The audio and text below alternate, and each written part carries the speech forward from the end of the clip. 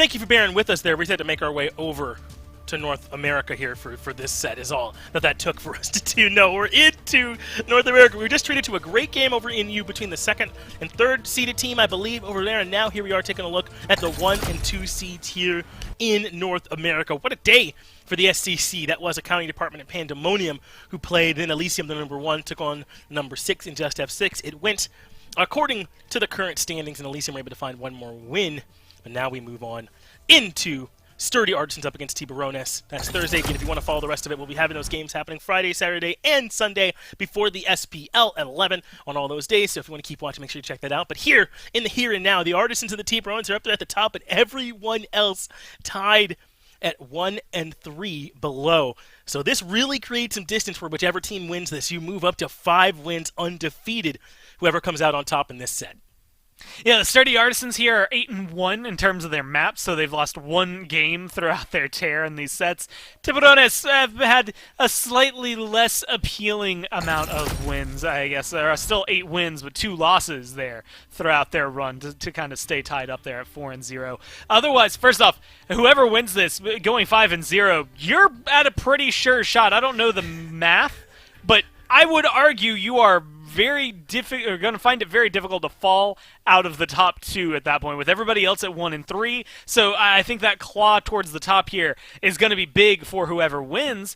But I also think this is a very interesting one because when you look at the roster of these 2 teams, when you look at how they've been performing, even the fact that one's technically 8-1, one's 8-2, it really doesn't lead me to know who's going to win this. Like, I genuinely don't know what to expect for this outcome, what kind of gods are going to get picked. I mean, Sino's in the game, so you never know what you're going to have in the jungle there. The Tiburones have looked really good, but they've also had some mistakes. Like, there's so much that could happen just to show up today, and I'm really excited to see which one of these teams can pull ahead.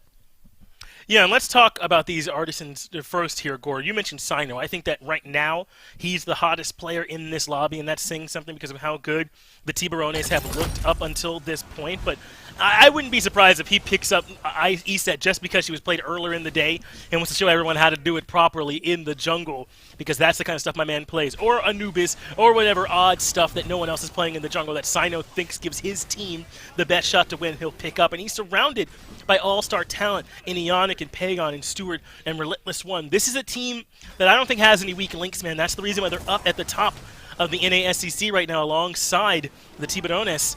And I think they've got a good shot to stay there, too, even after this set. Now, if you're wondering how eclectic Sino's god pool is, first off, we mentioned ESET. You just saw Anubis. And this one, even though it's not following him, you look over there, he's playing Kernanos. And so Yep.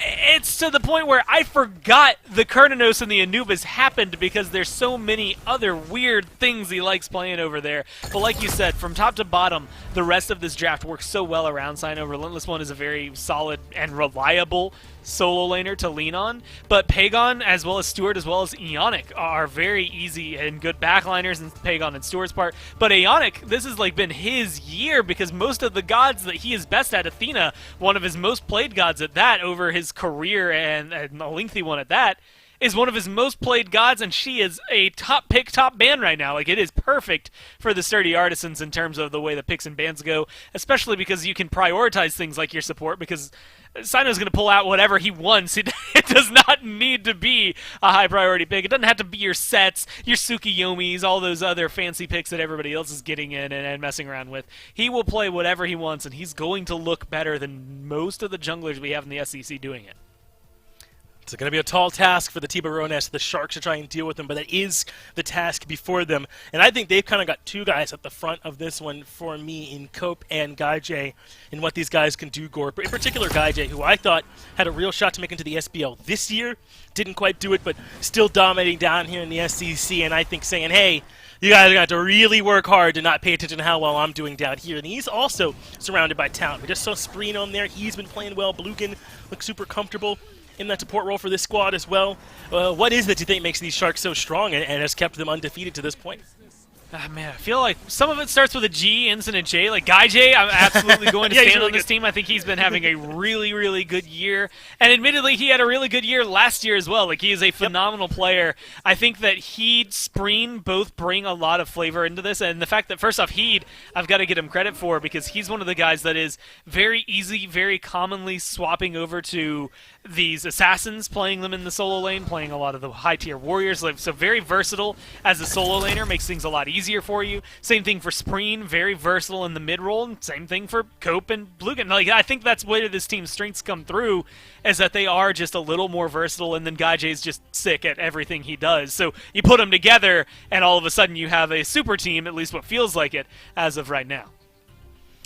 And you talked about how that affects their picks and ban strategies as well, right? How they can afford to pick other picks early because Sino will take anything later on. We'll get to see that in action here in the picks and bans now for game number 1. It will be the Tiburones, though, in that first pick spot. This is the Guy J. Blugan Spreen-led squad and the sturdy Artisans.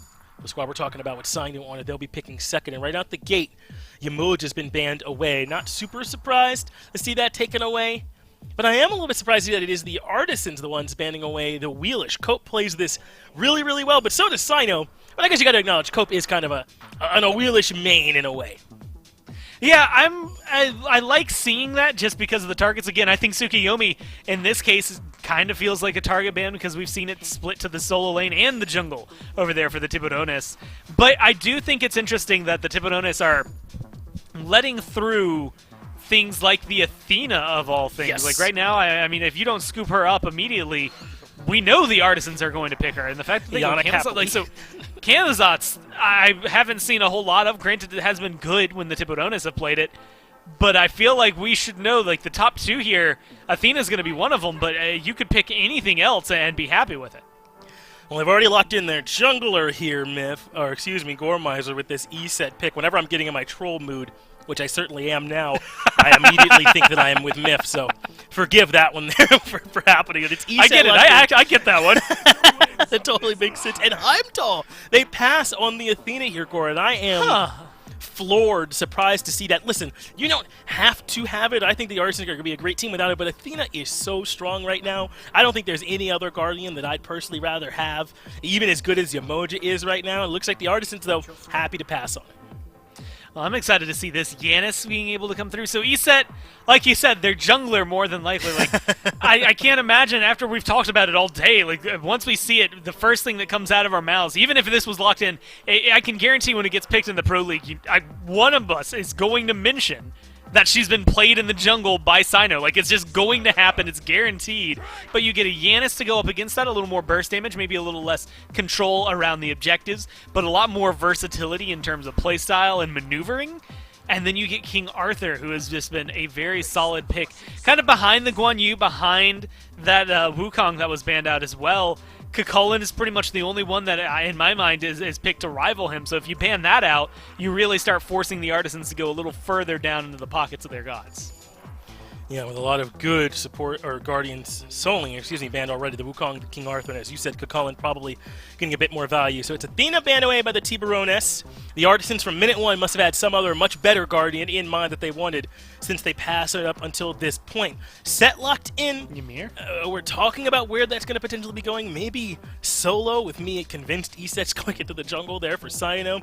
It looks like the Tiburones are not going to bother guessing about where it's going to go. They know they don't have a support yet, so they banned away the Ares and the Athena from Ionic. And again, my man must have been real confident that he wanted to play Ymir because they let those picks pass by when they had a chance to grab them earlier on. But this does secure you Set and Heimdall, likely best in slot in terms of Assassin and ADC. And then, of course, when it's in Sino's hands, ESET's elevated too if it is in Sino's hands. So I can't complain about how the draft turned out. It still looks pretty good. Just, could have had an Athena in it. Yeah, I mean, it's the interesting part where Athena goes through. I think Ymir is just a good pick. I think Ionic's Athena is something that stands out to me more than Ionic specifically Ymir, but Ymir's good. And that's that. Like, Ymir's good. laner. That's my full analysis on that. Now I will say, you had said set solo. I could see set mid as well. Like, this could be a Cucullin lock-in, and I wouldn't be too against it. Or I guess something like an Achilles, and then they'll keep us on our toes anyway. Because you might still be now, right. what? I mean, what? Ymir Heimdall duo, that's set. We can ship that part. That part is true. Set mid, E-set jungle Achilles solo. That's how I feel it. I mean, I guess you could swap it around, but come on, man, it's Sino. Like, I want to see that E-set in his hands, but there's also realistic expectations. Maybe it's E-set solo Achilles jungle set mid. You never know. I mean, there's a lot of shuffling that could be due. I'm gonna stick with number 1 here. Take 1. Erase that last thing I said. I want to see the Artisans go with that. Well, let's see if it ends up the way that we call Tiburones versus Artisans. Number 1s in NA are about to battle. Gormizer and Finch, spot on the desk. It is indeed Achilles solo, E-set in the jungle, and then set out of the mid lane. My name is Dolson. Agro's with me. Jithin's working the camera for us for game number 1 between Sturdy Artisans and the Tiburones. Agro, I think there's a lot to break down here on the Sturdy Artisans draft. You got Sano on the E-set out of the jungle. We know how much he loves this pick. Set out of the mid lane, we've seen just a little bit of that, but something that found some success. Should be a fun one to watch.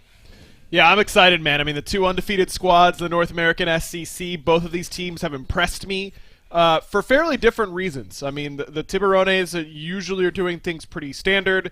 They just seem to work really well together as a unit, and then still have that capability to mechanically outplay their opponents at this level, and that's really critical, of course. Sturdy Artisans, I think, have just really bought into what Sino wants to do in the jungle, and Sino is such a transformative player for a roster. I mean, you think about what he did last year whenever he came onto a really struggling Obey Alliance squad and really transformed that team. Now, ultimately, they still ended up struggling throughout the rest of the year, but remember how red hot they came out of the gate whenever Sino came on the scene. I think of Sino as one of the best leaders in the entire game, regardless of level. I think that he would be an impact player at the SPL level, and you've seen what he can do at the SCC level, which is pick whatever he damn well pleases and make it look super broken. I mean, he has single-handedly brought E-set into the meta in both regions, in my mind. So I'm excited to see what he can do here on one of his signature picks. And for better or for worse in my ranked games. Worse most of the time. I don't think Always it takes worse, a lot. yes. Always worse. Takes a lot to play this god out of the jungle. What are some of the strengths, though? I mean, look, maybe this. You walk in, you hit that spirit, or you hit that stun rather, and Cope's taking a good bit of damage. You know, it's a bit unconventional, but maybe has the tools to make ganks and early pressure work, or maybe that's not your mindset when you're playing this E-set in the jungle. No, I think the big thing for me with E-set jungle is that her gank is incredible. I mean, solo laners without purification beads, good luck. I'd expect Heed to see a decent amount of Sino through this early game, because I feel like it is impossible to get away from this character if you don't have purification beads up and ready to go. Her gank is really good. Her clear is good enough. I wouldn't say it's really good, but I would say it's good enough. It gets the job done. And you don't have that weakness of being so easy to jump on because you aren't static on the map. That's always been one of E-set's biggest problems, is that in the early stages of the game, yes, she clears really well, but that puts you at the top of the lane and has a lot of aspects where you could just easily get ganked because you've just used your Wind Gust, maybe even more. In the jungle, you have to track her. She's not as stationary. It's easier for her to get help. I think all of those things make it a lot easier. And then come late game, it doesn't matter if she was jungle or mid. You just have a great objective secure character who sets up and kills tanks fairly well. I think that it's a great idea from Sino, and he's made it look really, really strong at this level. Well, unfortunately for Sino in the duo lane of the Sturdy Artisans, it's going to be an early purple buff invade here, one that is successful for Cope, Blugan, and Guy J. Then they'll back off, grab their own purple buff on their own side. This will be a fun support matchup, I think, to watch as well. Ymir in Season 8 so far at the SPA level has seen a rise in play. The aggressive in-your-face style supports tend to love this pick and make it look really good. That's a pick we'll talk about on the SPA waiting room tomorrow, so make sure to tune in there. But the Ymir up against the Xing Chen, what do you think this lane starts to look like here? I mean, obviously some early pressure went the way of the Tiburones, opened up the door for a purple buff invade. Do you expect more of the same? I do. This is one of Ymir's tougher matchups because a lot of what Ymir does is lock down frontliners in particular, but really anybody between the freeze and the wall. And Xingchen can jump over the wall and then jump back over. He can just create a lot of disjoints. Check this out. A first blood over here in the solo lane. Cope shows up, doesn't even need the blink. Only he blinked in and got Relentless one there. Might have been a lazy back if I had to guess based on what we just saw. But Xingchen is a really difficult matchup for Ymir and for that duo lane in general because he just has so much displacement. He's so hard to lock down and kill, and he can force you to use some of your defensive options really, really easily without having to heavy commit. So I like the pick quite a bit here for Blugan. I appreciate the patience, everyone. We'll take a pause before we get back into game number 1. Already first blood, though, 3.5 minutes in, and it was kind of quiet. In some of the sets we've seen so far today, Aggro, solo lane's been kind of desolate effectively the entire game. At some point, it's just not worth turning yourself over there. I mean, the kill is going to be too hard to come by, whatever it may be. But maybe this early on, Achilles weak enough that that early pressure is enough to grab the opening kill here for Cope. It looked like Relentless One just hadn't gotten his back off yet. Achilles has to use his mobility in order to clear the wave. You have a lot of things that kind of make it difficult, and it looks like Relentless One did use that fatal strike, but probably got body blocked or killed during the channel itself. I think that we won't see a whole lot of pressure from Cope on that side of the map after this. I think that was his window, and he exploited it nicely. I wouldn't be surprised to see Sino head over there, though, because it's hard to build defensively against both physical and magical early on.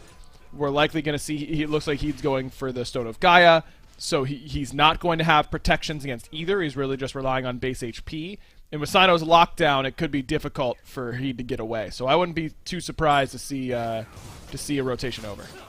That's right, we're starting to get into that point in the game, but instead it's Cope right back over to the solo lane. Sino back behind, blink on through, silent circle of protection down, followed up by the stun. Big heal comes through, and Sino picks up one. Cope swoops on in, ends up getting the kill onto Relentless One. Blugan over on the right-hand side of the map as well. Pagon's going to make his way on in from the mid lane. Whirlwind of Rage and Steel gets countered out by Pagon. Sino still looking for a chase. Really good idea there from Sino, trying to lock down Spreen, but unable to do so. Still a big Dispel Magic shield, ends up helping Pagon escape with his life, and ends up being a 1-for-1 with Ionic getting a nice little red buff invade on this left-hand side of the map. You see the pressure that the ESET can bring. I mean, it's a gank over there for Cope, but the tank boots for Relentless One matter a lot. Eats both ultimates, and still it requires a third in Spreens in order to get the kill, but it was a good one from Spreen. Really, really solid through space and time, not only dealing the damage, but providing a path for the rest of his team to get over and help on the invade. So now both junglers off to the races here in game number 1. 6 minutes in, Sino's got a kill. Couple over there for Cope as well on this Camazotz. Camazotz has seen some play, but it's been maybe neither here nor there, Aggro. I mean, this pick, lots to look forward to, I think, depending on the way this build goes. We'll have to see what kind of damage and dive potential this pick really has in the late game. But the ability to secure those kills, bat out of hell, notably in the previous engagement, ever so important. But going up against Sino on this E-set, probably a little extra weight for Cope to carry. Definitely, but that's why I actually love the pick. I mean, both these teams like it, as watch out, Pagon's already used his mobility and heed coming around the back, but spotted out nicely by some rotations there. I think that when you think about this matchup, I think of what we saw at Worlds, because Cope could just do things like this, dive in onto Pagon, gets the kill with the blink, and a 3-0 red-hot start for the jungler, for the Tiburones. And that's why I thought the first pick, Camazotz, was actually super smart, because you end up in a situation where you know it's a good pickup against the ESET. Man. And all of a sudden, it just falling apart. I can't even get my point across here, Dave. It's a good pick. That's it. That's all I got. Sturdy Artisans are just getting absolutely trounced right now by the Tiburones in the kill department at the very least. Yeah, watch out. Like 6 more kills are going to happen if you complete one more sentence there. The Tiburones in one fell swoop combo so well. I mean, that's so much of it, right? When we've seen this Giannis pick at the SPL level, in a lot of these confirmable kind of blast damage ultimates out of the mages in the mid lane. The question is, what's the lockdown look like? What's the setup look like? You know, the mid laners are good enough to get it done on their own, but you want to make life easier for you and the team to get off that damage. And so that was a pretty perfect combo right there. Blugan just sends one right on back. Spreen ends up picking up the kill. And that's something, you know, with only 2 sets of beads online for the Sturdy Artisans, 1 for Pagon, 1 for Stewart, and then 3 blinks, you're going to have to be careful of if the Tiburones find that engage. Yep, and Blugan did a great job of just not being scared of that tier 1 tower in mid, blink in, just immediately use that Whirlwind of Rage and Steel, and Sino either in combat or not quick enough on his blink in response. That's going to have to be his option until he gets the Purification beads at level 12, which isn't too far off. I mean, despite Cope sitting at 3-0, Sino also sitting at level 9, so both of those junglers in a similar space, at least in terms of XP, though. Taking a look at the net worth charts on the bottom left of your screen, Cope Baby's 3 kills leave him at the very top of those charts at about a 600 gold lead over Sino. Man, but Pagon has fallen far behind, hasn't he? Beneath both of the supports. Probably 600-700 gold total behind his counterpart. 2 levels behind as well for Pagon in the mid lane. Just 1 death, but Spreen has done a good enough job farming, rotating, killing, and assisting. There's a bit of a gap building up there in the mid. And if he goes into Transcendence, you know, you're going to need a little bit of time to maybe stack that one up. So tough sledding aggro already. I mean, look, 9 minutes into this game for the set out of the mid lane. Yeah, it hasn't been the ideal start for the Artisans, but I think that this is a pace of a game that they're okay with because they do scale fairly well. I know it feels weird, you know, you want your assassin in mid to get off to the best start possible, and even though that certainly hasn't happened here for Pagon, you know, 20-25 minutes in, he's just set. It doesn't really matter if he was mid or in the jungle, and the same can be said for this E-set. It's just about putting these players on their strength gods, and that's certainly the case for Sino on the E-set, but I think Pagon can be really, really comfortable on this set as well. Little skirmish starting up here. Beautiful wall from Ionic to cut off the entrance path there for the Tiburones, but that opens up the door for this Gold Fury now to get started. Sturdy Artisans are replying, but a bit slow on the reply. Relentless One's just going to stay on the right-hand side of the map. Blugan, about 10% of his HP remaining. Gold Fury gets reset, pulled once more by Gaijay, but ultimately abandoned overall by the Tiburones here, with Sino lurking around. We'll get the silence. Stun will be wide. And just the presence of the Sturdy Artisans is enough to stop the Fury.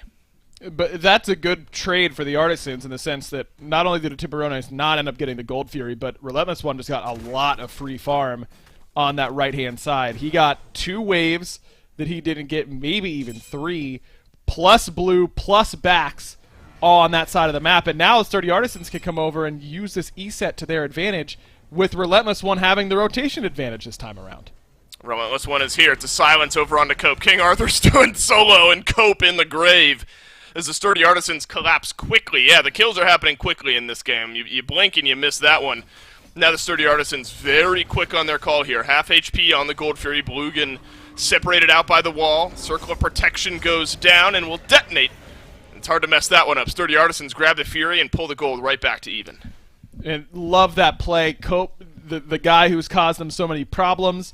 Let's focus him out first. A little surprised that Cope didn't react to Relentless One's blink. Maybe his leap was down, but even then I think that you've got to respect the CC chain coming from the Artisans. He got E-set silenced, into Achilles stunned, into E-set stunned, into the respawn screen. That is, you're not going to be able to get out of that type of extra damage and CC that the Artisans are going to throw your way. He's close to the bead, so eventually he's not going to have to worry about that much longer, but that was a pretty critical death to take. Not only do you give up your shutdown, but to give over the Gold Fury over to the Sturdy Artisans, that is certainly not what the Tiburones were hoping to do whenever they were laying out their plan to try and pull gold.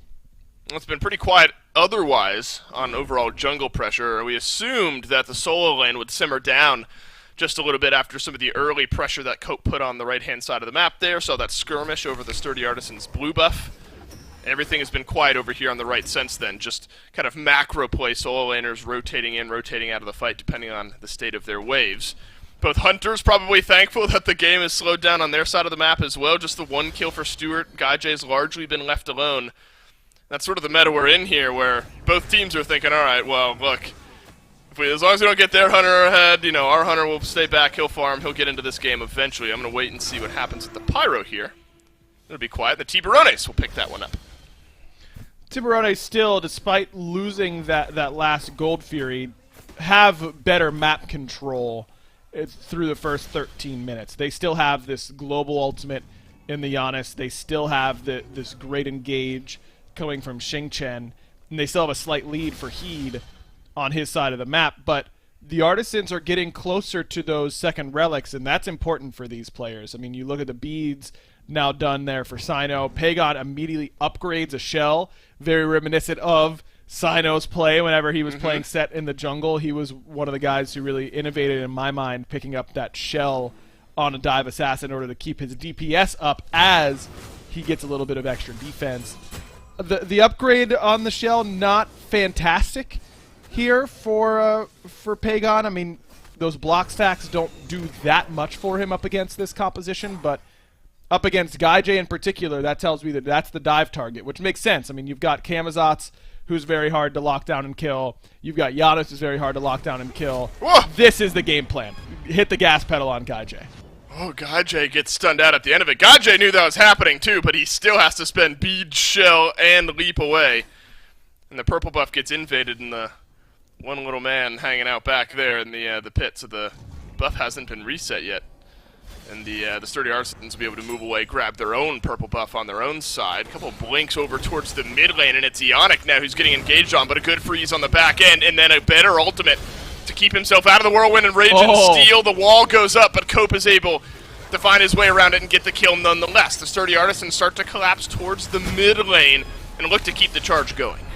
Really good stun on a Heed, but not nearly enough damage at this point in the game. Heed pretty tanky, even without any magic resist.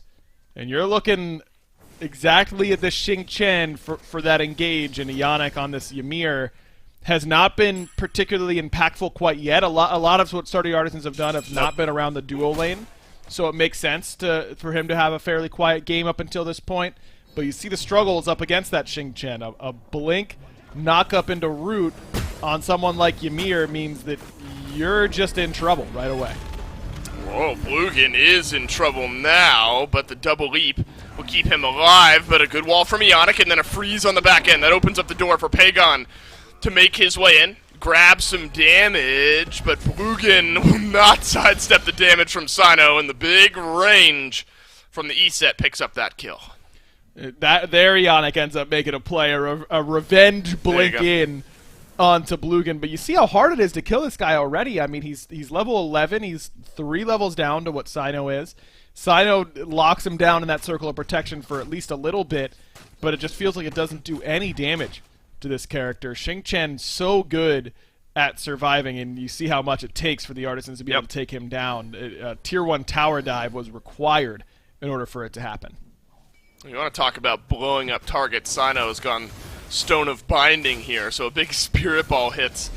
Suddenly that target is feeling a little less healthy. This one threw the ultimate, though, onto Heed, and now there's some lockdown on the back end, but a great portal from Spreen gets his solo laner out and alive. Stewart had used his ultimate there as well through space and time. Also down could be important around this Oni Fury if the Sturdy Artisans started up soon. No steal potential for the, or lower steal potential is really what I should say, for the Tiburones if the Sturdy Artisans started up, but it looks like instead they might try to wrap around the backside. Oh, they might be a little bit wrong on Gaijay's beads timer. They just came back up. And great beads right away. Spirit Ball read a little bit off, but a good wall from Ionic is going to seal his fate. Then Gaijay is going to fall to Pagon, but Blugan is there to pick up the pieces on the other side. Sino silences that one, and then a double stun, but he's been left alone to the hands of Cope. And now the Sturdy Artisans praying they can get one more, and they do indeed onto Heed. And Blugan will look to root down the last couple of members here on the backside. Achilles stun flies on through to the left, and now it's Spreen who gets stunned. Relentless one getting it done. Really nicely done by the solo laner. Wall just not good enough as Cope still had that leap available. The Sturdy Artisans are stronger, 3 versus 2. And they have Stewart to DPS, but they don't have the secure this time around. Let's see if the Tiburones can get in there and steal. That's right, Cope, no ultimate. Blugan, no ultimate. Oni Fury not fully reset, instead it's Relentless One buying just a little bit of space. Ionic is going to go down to Blugan. The Fury still there. Cope gets stunned away, and Relentless One chasing him down. Having Stewart here certainly feels good if you're the Sturdy Artisans. Relentless One rotates in, picks up a couple of kills. The Fury gets reset. But the Tiburones lose all but Blugan at the end of the day. A little bit sloppy, I think, from the Artisans. Certainly, Ionic doesn't want to die mostly to that Gold Fury. But at the end of the day, if you just look at it as we traded support for jungler, it doesn't really matter how the support ended up falling. You're still feeling good about that trade overall. I think that you have the right idea there, Dave, talking about going to the Oni Fury with that through space and time down, with that ESET ultimate up and ready to go. And the Artisans just thought that they had a free pick on the Guy J. They've got great ward coverage on that left-hand side. Let's just blink on top of him, kill him. He doesn't have beads. His beads came up that second that he used them. They were up that very second. So you know that that was close. I liked the idea, but it ultimately doesn't work out. It's super smart from the Artisans. They go in and steal away that Gold Fury, or Oni Fury rather. Sino's on the right side of the map. ESET's on that right side of the map. So the Tiburones, I don't know if they had a ward on that or not, but just fire off that through space and time, knowing the secure isn't there, but good objective play from the Artisans. Pulls the objective out of the range. Pulls back the gold just a little bit. Tiburones still in control in that department to the tune of about 1,000 or so. Now Cope is going to solo out the Pyromancer here, and just looking at the minimap, no real rotation on in. Sino grabs an easy one onto Guy J.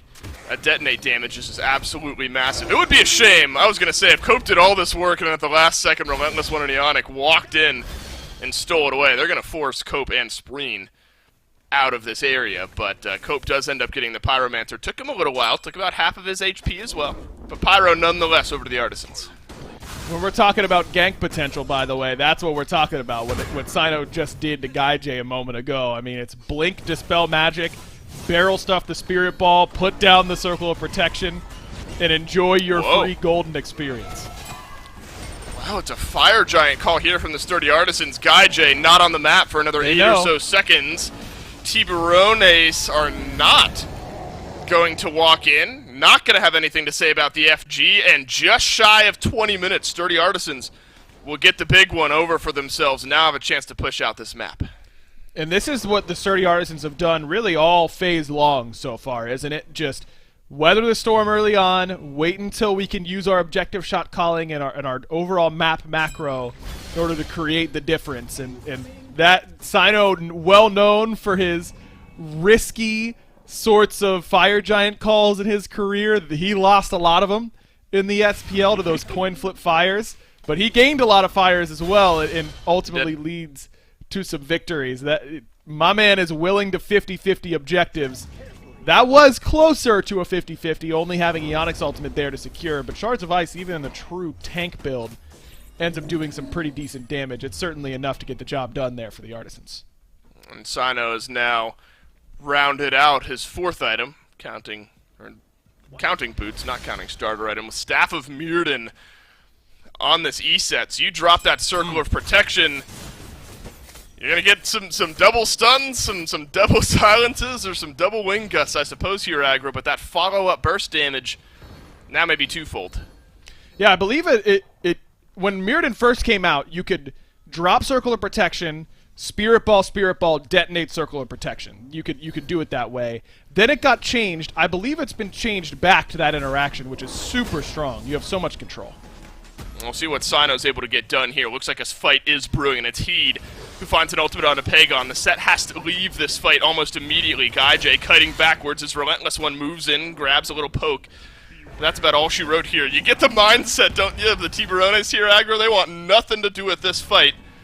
They'll leave this jungle. We'll see, though, if they decide to defend this Tier 2 tower. With Pagon's beads being down because of Heed's Excalibur's Wrath, I think that this is a good defense option because Blugan just has so much threat onto that mid laner. Pagon is going to have a hard time finding his angle of initiation.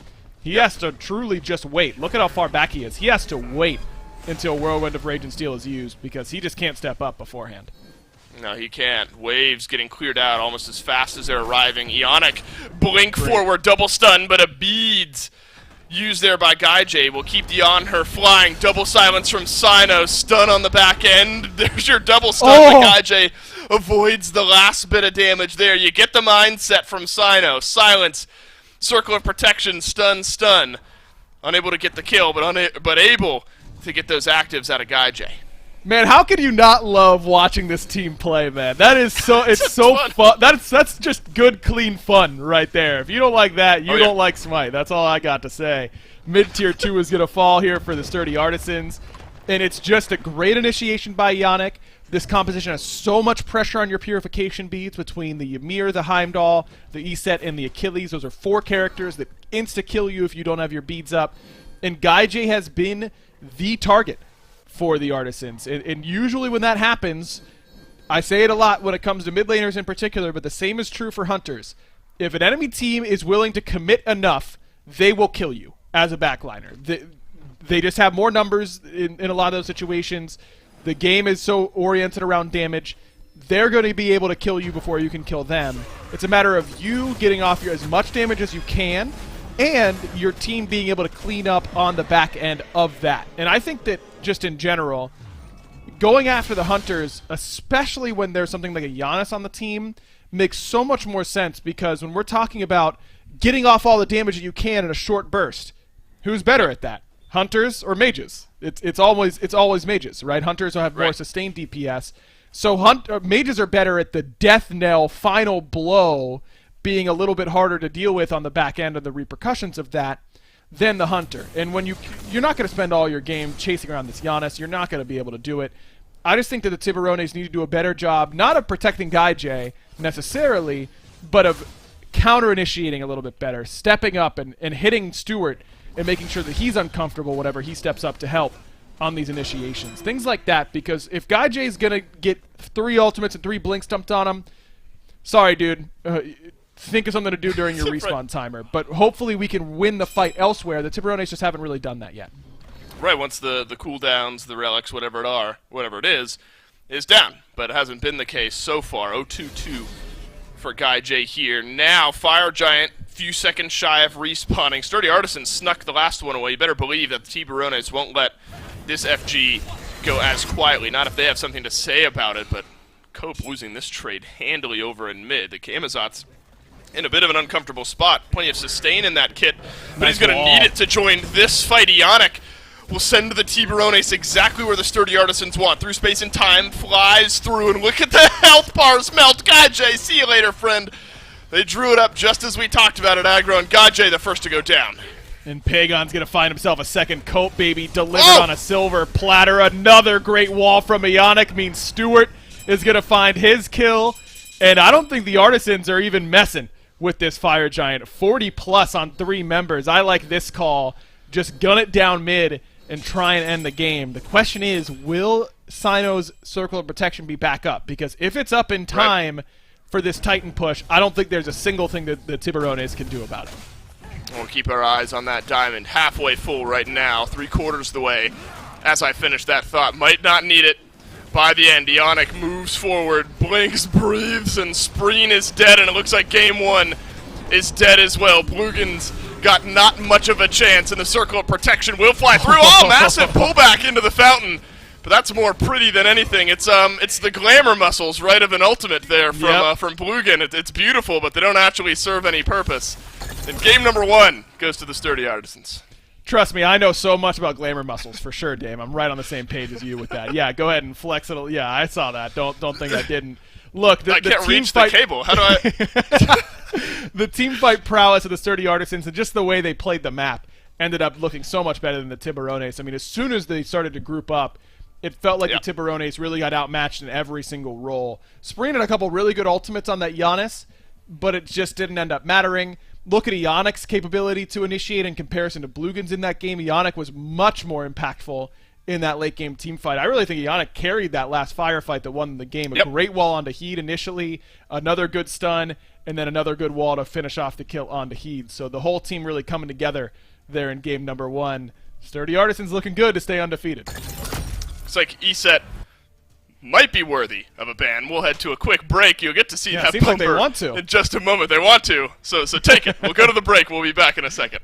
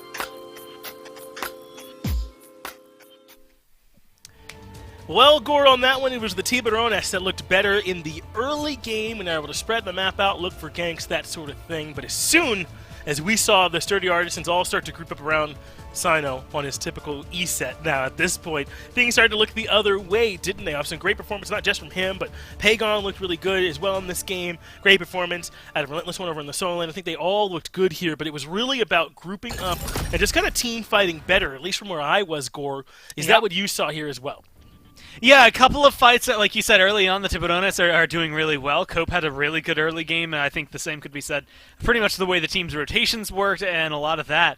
And then a couple of fights go the way to the Artisans. They have a little sneaky fire giant in the middle there where it just seems like the Tiburones weren't, one, able to reply, and then when they did, not the way they wanted to reply there. I mean, you can look at the damage numbers a little bit in favor, but I mean, I think the Tiburones controlled a majority of that game to the point where you go back, watch what, I guess 15 minutes of it, cut it off, and ask who wins. Everyone's going to tell you that it's the Sharks. It's not any way going to be the Sturdy Artisans, but they played a little bit better into the late game, started winning those fights pretty handily. By the very end of it, they didn't even need a second Fire Giant buff to be able to run it down. They just won the fight so handily with 40 seconds plus on everybody. Made it pretty easy to walk in there, and I have to say that Circle of Protection, I think, specifically the staff of Mirrodin's Circle of Protection. Throw down the ult, get the double stun. You feel pretty good about that one pretty much 10 times out of 10. Yeah, the E-set was super strong from Relentless One. Also output a ludicrous amount of damage. I think my man was above the 18,000 mark in that last game. I also want to give tons of credit to Yannick. Listen, you're not going to say that I don't think Yannick can get it done. And let's go ahead and move into the picks and bans where I really lean into this rant fully here. Let me gear up into it. Yannick, I know my man can play this. I mean, he played it well on those walls. But you got to think instead of the mechanical test of making your walls perfect all game, which he did, instead maybe you could just have taunt, which is so much easier. Just like kind of put it on them and they're taunted. They come right at you. But listen, if Yannick can hit the walls the way that he did, have that kind of game, then it's impossible to complain about his performance. Certainly. So if they're comfortable passing on the Athena, kind of getting the other team to ban it and waste a ban, so to speak, just so they could play something like the Amir, then Gore, I'm on board 100%.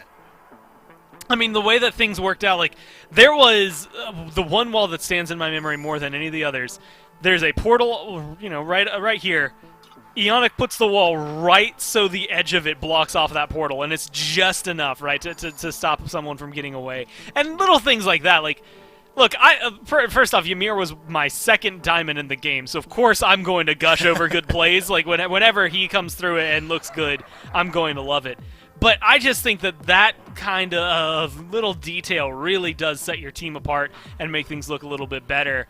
And I'm going to say, even though the Camazotz looked good early on, it didn't really translate that well into the late game. And so I'm a little curious about going back to this first pick when, guess what? A lot of those great things we had highlighted before are, you could guess it, just as open as they were in Game 1. Yeah, but so far, I don't think any seems to worry about it. This is the exact same it went in game number 1. It was E-set and then Heimdall, I believe, for Artisans in this slot. Exactly was. And then they had the set come in third and then waited on rounding out the rest of this draft with that Amir and then the Achilles last to kind of solidify our read on that draft and where everything was going to go. It's the Tiburones, though, that I think could stand to make some adjustments. But so far, they are not. It's the Giannis being picked up here early for them, and I believe they slid King Arthur into this slot last time, too. Maybe they picked up a support, but I believe it was King Arthur, and they banned a ton of Guardians away from Yang to try and limit his God pool here a little bit. I don't see any problem with maybe repeating that here again, but it's the Xing Chen that they're going to grab. That does make things a lot easier for them if they want to ban out Guardians pretty safely, not to worry about losing anything from their own team. We'll throw out a 0% win rate down there. He's only played 2 games, but that is something I think worth noting. Oh, yes! And, when, again, Ymir's available, Athena's available. They did get rid of Sobek and Yamoja, but, I mean, it just feels like the Tiburones here, last time they banned so many that it made sense. You had to fall back on something. But this time, I mean, they were all open, and so they went for it. It's one of those things, they had a lot of early game control, Finch, but is this territory for a salty run back? Like, I don't know that you go back to the same draft for the Tiburones because something slighted them towards the late game, right? And I feel like that's something they have to be aware of, is that what was working for you when you were winning, and then what really caused that slip up outside of the Artisans' play style. And I think they have to kind of bring that internally and figure out, can we run the same comp and expect to win? Wow, they switched these picks around, Gore. They took the Guardian early when they took the Set last time, but Set was still available. And so that was exactly my read. They take the Athena there because this time they're okay passing on the Set. That clearly wasn't part of their game plan, so they go to the Susano here instead, which I think does kind of solidify that for them a little bit. And now they've kind of got the Tiburones exactly where they want them, running a very similar comp. Rom, possibly a downgrade from On Her right now, not considered that strong, but I think still one of the best hunters you could ask for a late game crit build with the way that his steroid ends up working for him. But still, this is the way this is exactly, I think, the way the Artisans would have wanted this draft phase to go, considering that this time they were perfectly fine letting that Set go a little bit longer in the draft and probably not even picking it up at all. I do like this adjustment. Cullen and Rom, though, like you said, like Rom has some highlights about him, has some negatives about him. I think early on he might not, especially like Rom Xingqian, it's either going to be very aggressive or not very aggressive. And I'm going to tell you, Finch, I'm really confused right now. I was going to make the joke like, well, last time it was Set. We know Set can play solo. We know Set can play mid. Where's the Susano going to go? But then they locked in Shock, which is also something that Sino likes to play in the jungle. And so there, in my mind, Artisans technically have 3 junglers on their team. We have, look, I'm going to throw it back. FDOT's not been here to say it in a long time, so Chalk mid, I guess, could also exist, although it's not something that I think is going to happen. Sino, for me, screams Chalk, probably Susano solo, ESET mid, and then you just throw the other 2 where they rightfully belong. I'm not going to take Athena away from Ionic ever. But this is a really, like, again, the thing that wins games for the Artisans is that they're just so versatile and eclectic. It's hard to know what this team will do. Can the Tiburones respond? Let's get it down to Dolson and Aggro. Well, the good news is it's definitely Susano jungle and ESET in the mid lane is what you would think loading into this game, but instead it's not. That's Sano on the ESET out of the jungle and Pagon playing Susano mid. Aggro, what are the thoughts? What's the mindset, the play style? How does this lane look? I know you have extensive Susano mid experience, so this is probably right up your alley. Yeah, so here's the thing about how you just lied to however many viewers we currently have and however many viewers might watch this later on youtube.com/SmiteVod is where you all should be going, by the way, to watch all of our content. I don't have any Susano mid experience, but maybe I should, because I love Susano. He's one of my favorite assassins, have him diamond for sure.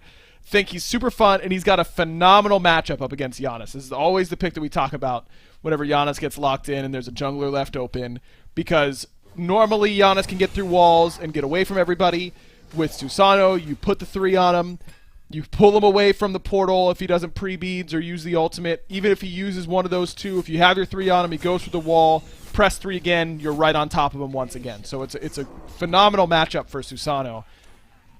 So much so that because ESET is definitely going jungle for Sino in this matchup, they decide to give it to Pagon. Now, the only concern I have is how much you're giving up in your mid contest. We saw how far behind Pagon got in game number 1 because of the neutral camps all going the Tiburones' way, because of the ability to scrap a little bit better with a traditional mage. All of that certainly ended up factoring in. But if Pagon can get through the early stages of the game and stay competitive and farm, I think it works perfectly. I think it fits their composition. It's exactly what they needed when they have this ESET in the jungle. And Pagon clearly pretty competent on those assassins. He looked good on the set come team fight phase in game 1. Already there was about a half-level lead Pagon over Spreen, at least won the early wave fight, and then Sino's going to move on over, help with those mid-harpies as well. A bit of a different tone here for the Sturdy Artisans in the duo lane. They have some pressure here over in game number 2. Guy J and Blugan, both half HP, a little bit help. It's almost too easy and too free, right, and that's why the duo lane claims it to be so cringy. But don't worry, we're not, neither here nor I will there. not be. I'm not going to lead us I'm not down getting that into path. it. I'm not. Mifflin dragged you down to his level. He lives in the mud, and you came to his he domain expansion to you. If you've watched enough Jujutsu Kaisen, Dave, as I've told you to, you would know what that means. I hate you so much, but it means that you're basically toast, and that's exactly what happened there to Ionic. Yeah, toast just like Ionic. Damn, God, you beat me to it on that too, right? That was my segue back in, and you beat me to it on all fronts there. But look, it's another great start. If we're rerouting ourselves here, it's another great start from Cope on the board, at least with an assist this time, and it's Guy J the one who picks up the kill. But there's this steady fall off. It almost felt like where Camazotz in that early game was on a killing spree, and then it felt like we didn't say Cope's name hardly at all throughout the rest of that game. So that's going to be important here, is converting some now early pressure into that mid to late. Agreed. It's exactly right. I mean, that was really the story for the whole team. No, I don't think Heed has the 3 available, but look at where Sino is. It's Heed thinking dead? He's having a grand old time clapping to Relentless One, and he goes, yeah, buddy, come on. Close, but well baited. Sino not going to die to the minions. About 150 HP combined between Relentless One and Sino, but all that matters is that they're still standing and Heed is not. Is that the equivalent, and this is not to drag us into anything, but is a level 3 support coming over to solo lane with the jungler the solo version of a cringe gank? No, the solo version of the cringe gank is wave 1, just junglers looping in and coming in and killing you, or wave 2. One of those first 2 waves, those are the cringe ganks in solo. We'll see if Totem of Ku can help out Ionic here. The silence sure can, and then the follow-up just a bit there from Relentless One and Sino. Suppose you have to try if you're Cope there, unable to get the kill. And Ionic will have to head right on back to base. What happened here? Stewart and GuyJ dueled out a little bit, and GuyJ with the snipes. Now with a solo kill over here in the duo lane. Remember, Rom all through Season 7 was the pick. And the snipes, the confirmable damage, the steals, whatever you want. That was a large draw with this pick, and already here it's made its impact. GuyJ on the board with both of the kills for the Tiburones. I mean, he's a level and a half up solidly right now. Looks like Ionic's holding a wave for Stewart as he walks back to lane, but this duo lane now pretty far behind. At least I should say just Stewart, as Ionic is about on pace with where Blugan is at this point. Wouldn't be surprised to see Cope try and come over and still make some noise. I like the Rom into the Heim for a couple of reasons. Number one, if you cripple out Heim as he's teleporting, I believe it cancels out that Bifrost Crystal, though might be wrong on that. But more importantly, so often he gets his safety by leaping away as Ionic tossed back in. He is going to be gobbled up by Cope Baby and Spreen. Blugan again, early game, very strong on the Xing Chen. So often you see these Heimdalls get away by using the Bifrost in order to create too much distance between themselves and the other laner, but Rom is one of the few that doesn't really care about that distance. He can still snipe you out from the lane away. So I like the Rom matchup here into the Heim quite a bit.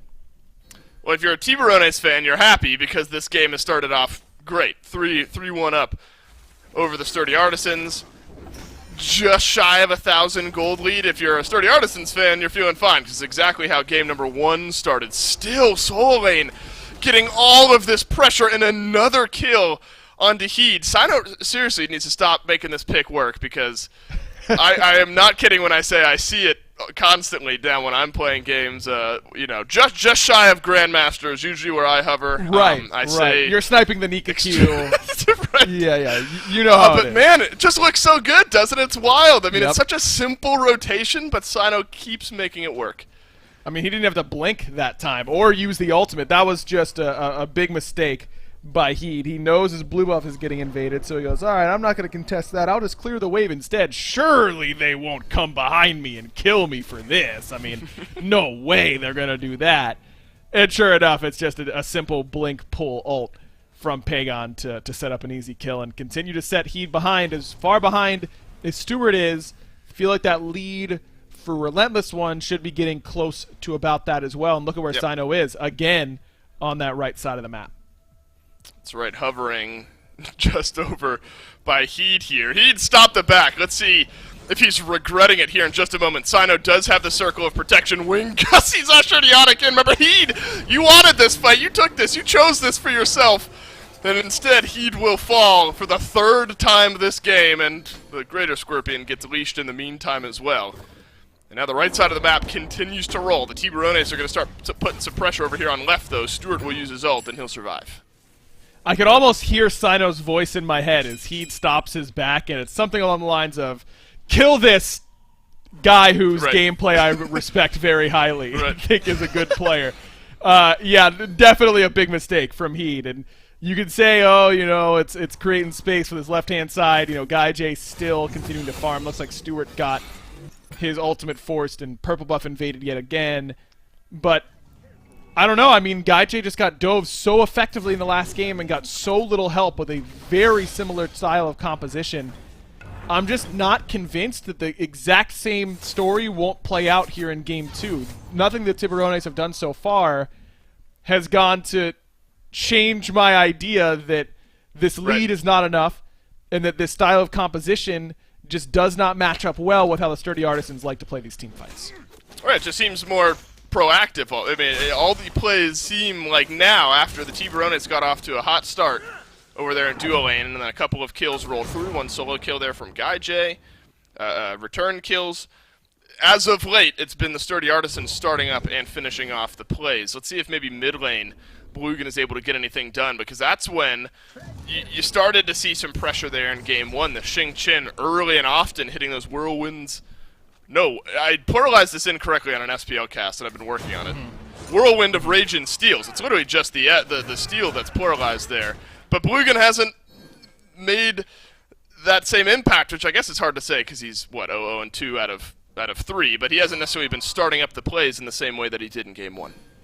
No, I think that he's been in the right spots, though. I mean, he's been a part of the red buff invades, the purple buff invades. I think Blugan has done his job very well up until this point. It's just, can he match that same level of impact as this game gets later and later? And that was the problem with game number 1, is that it went from these really good Xing Chen engages to no one else really got their beads, and now my ultimate is kind of worthless. And let's look at who's going to be forcing beads from the Sharks composition. Just about nobody. Oh, Relentless One quick on the blink. Survives here. Blugan in the right space yet again. Triple silence, though, from Sino, and Relentless One continuing to fight in. Now Ionic was going to transfer his way to the right-hand side of the map. Whirlwind of Rage and Steel sends one flying. Massive triple taunt, though, from Ionic, and the detonation from Sino sends the Tiburone scurrying, and the Sturdy Artisans turn that one around. That was nasty, and here comes Pagon looking for Spreen. Typhoon gonna hit 3. He claims 1. Pagon is going to fall to Heed, but it's not looking good for the Sharks. Oh, no! Oh, Heed, you gotta fall down here towards the end, you think, but the Sturdy Artisans give up the chase. 3 for 1. That was disgusting. The way that combo worked there, for a moment, maybe looked like the Tiburones got a pick onto Ionic, but then the triple taunt into the circle of protection just sealed the deal. It's the classic meme of, you know, okay, his ultimate's down, Ionic has no CC immunity. We got him, boys. We're going to toss him into the tower, and no way this goes poorly. And it's the, oh no. Anyways, we've still got our circle of protection ready to go. We've still got our spirit ball ready to go. I still have taunt up. Really good patience from Ionic there to hold on to the taunt and really just bait himself perfectly. Just good trust between Sino and Ionic right there, and it sets up for a phenomenal wombo combo. And then, of course, Pagon coming off the top rope legitimately. I mean, comes screaming in 100 miles an hour with that blink and just insta-kills Spreen and takes out 2 more with him. And the one concern we had around the Susano was the potential of maybe falling behind some in the early to mid, right? Or the contest around some of those camps there towards the mid. Pagon a level ahead, 2, 1, and 3 on the Susano, and we've kind of moved away, I think, from the area where we're concerned about Spreen really continuing or starting to bully out the Susano. The rotations have just been so clean from Pagon here. Now it's about what Susano can do in the team fights rather than just what he can do in lane. So the Sturdy Artisans feeling comfortable with where the game is. They're going to group up right around this Pyromancer. Both of the ADCs are going to have to make their way over if a fight is going to start up here. See if the Tiburones can maybe get a steal. Pyro getting low, blinking from Blugan, looking for Sino. Got the beads. That's about it. There they go, back onto the back line. Yeah, they're not concerned about the Pyro at all. Instead, it's the big old team fight, but it's a triple knockup from Heed, and now the Tiburones looking good in this engagement. Ionic drops down, nearly saves the life of Relentless One. Here comes Guy J with the snipes, and of course those connect. It's a 3 for none. The Tiburones come up big in this team fight. just much better tank switching that time from the Tiburones. Blugan goes in, gets the beads, and immediately jumps out, and then double blinks in on the back end right after that between Heed and Cope. It's just really keeping the Sturdy Artisans off a single target, which is what this composition is so much better at doing. When it's taunt into Spirit Ball into damage, reset and wait for the next opportunity to do that, this composition feels super unbeatable. But when you're throwing your bodies in one at a time and doing so in a staggered manner like that, it ends up working really, really well, and it ends up being perfect for the Tiburones. Just a little bit too late on that circle of protection pop from Sino. Blugan was just able to get his jump off and make sure that they didn't get at least one on that initiation. And I liked the idea from the Artisans, but they had to realize and do a better job of realizing that their whole lead was on this right side of the map. Coming into that fight, Guy J was up 1,000 gold individually on Stewart, and the Sturdy Artisans were up about 1,000 gold. So as long as Guy J's not a part of this fight, you're basically up 2,000 gold over the enemy team. But now, as soon as those guys rotate in, it's a much closer engagement. And there's a lot more XP in the favor of the Sharks as well. It's not just gold. So that fight ends up being much, much messier as soon as Guy J is able to get involved. And I think the Artisans needed to keep on just DPSing and try to get out before Guy J can get there. Or as soon as they know Guy J's on the rotation, be a little bit patient and wait for the next opportunity. We'll see what Stewart's able to go back and buy because, well, previous to this back, it was a full item. But now able to get the Executioner, so just that tier 1 item. It would have been behind Guy J, who's gone Wind Demon with his second item instead of the Executioner. So we'll get that crit flying through a little bit earlier here in this game. This Gold Fury, you imagine, is going to be hyper important here in this early game with the way that the gold is balancing right now, and doing it quickly are the Tiburones. Divine Spawn. Wish they caused some chaos there, but not just yet. Through space and time, flies in, and Guy J with the snipes confirms the kill. Massive throwback from Blugan, and now the Sturdy Artisans have to reply. Pagon with the Typhoon just off to the right, but Blugan gets pinned in between all of the surviving members of the Sturdy Artisans. 1 for 1 as we stand. Man, that could have been so much more, though. I mean, Pagon had the right idea. He comes in, and he's playing the role of the assassin. He's not standing with his team. Comes in at the right opportunity and just does not find the right Typhoon. A little bit, his eyes got a little bit too big there, I think, because he had so many targets that he could hit. Wasn't sure if he wanted to double knock up the front line and guarantee the kill onto Blugan, or try and blink over them, pull someone into it, and end up getting the kill there.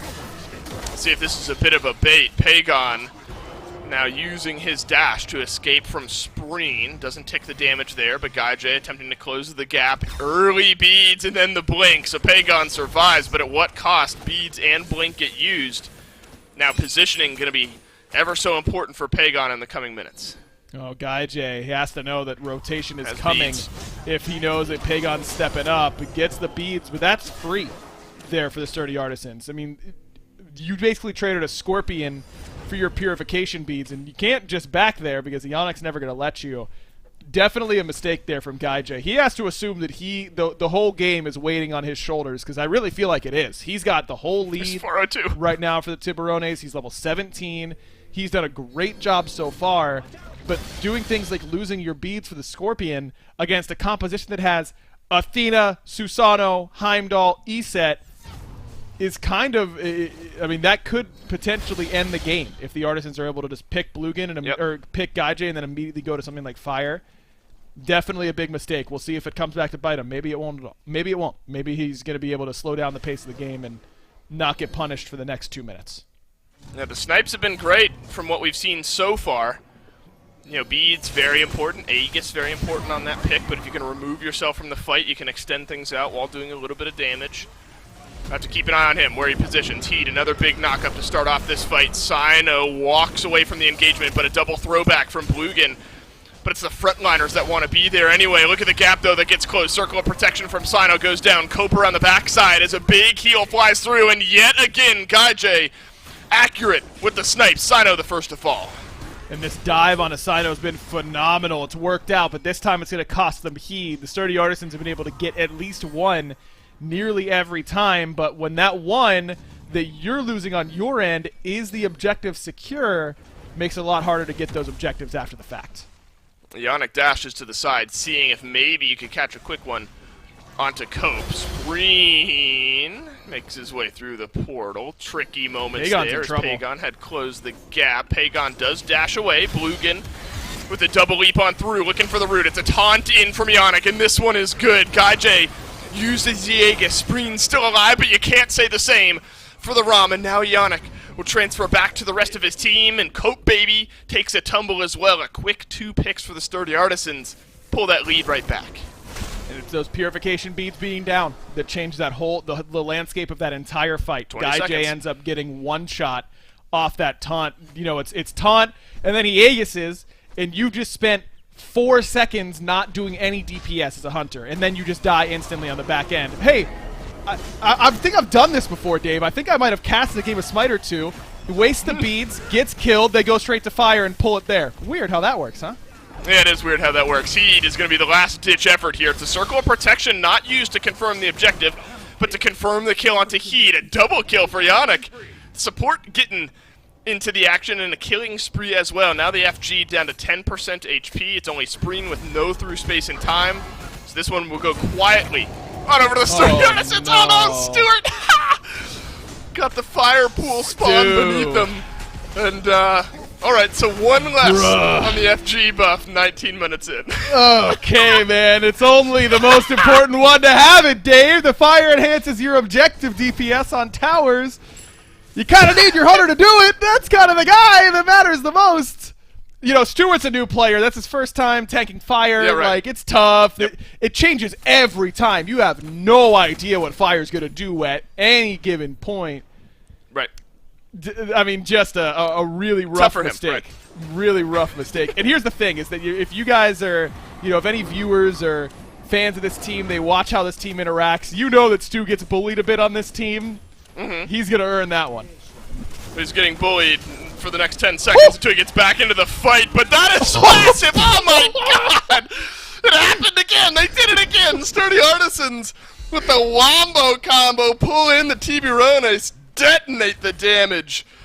And Stewart thankful that the attention has been shifted elsewhere. Tiburones get evaporated off the face of the map.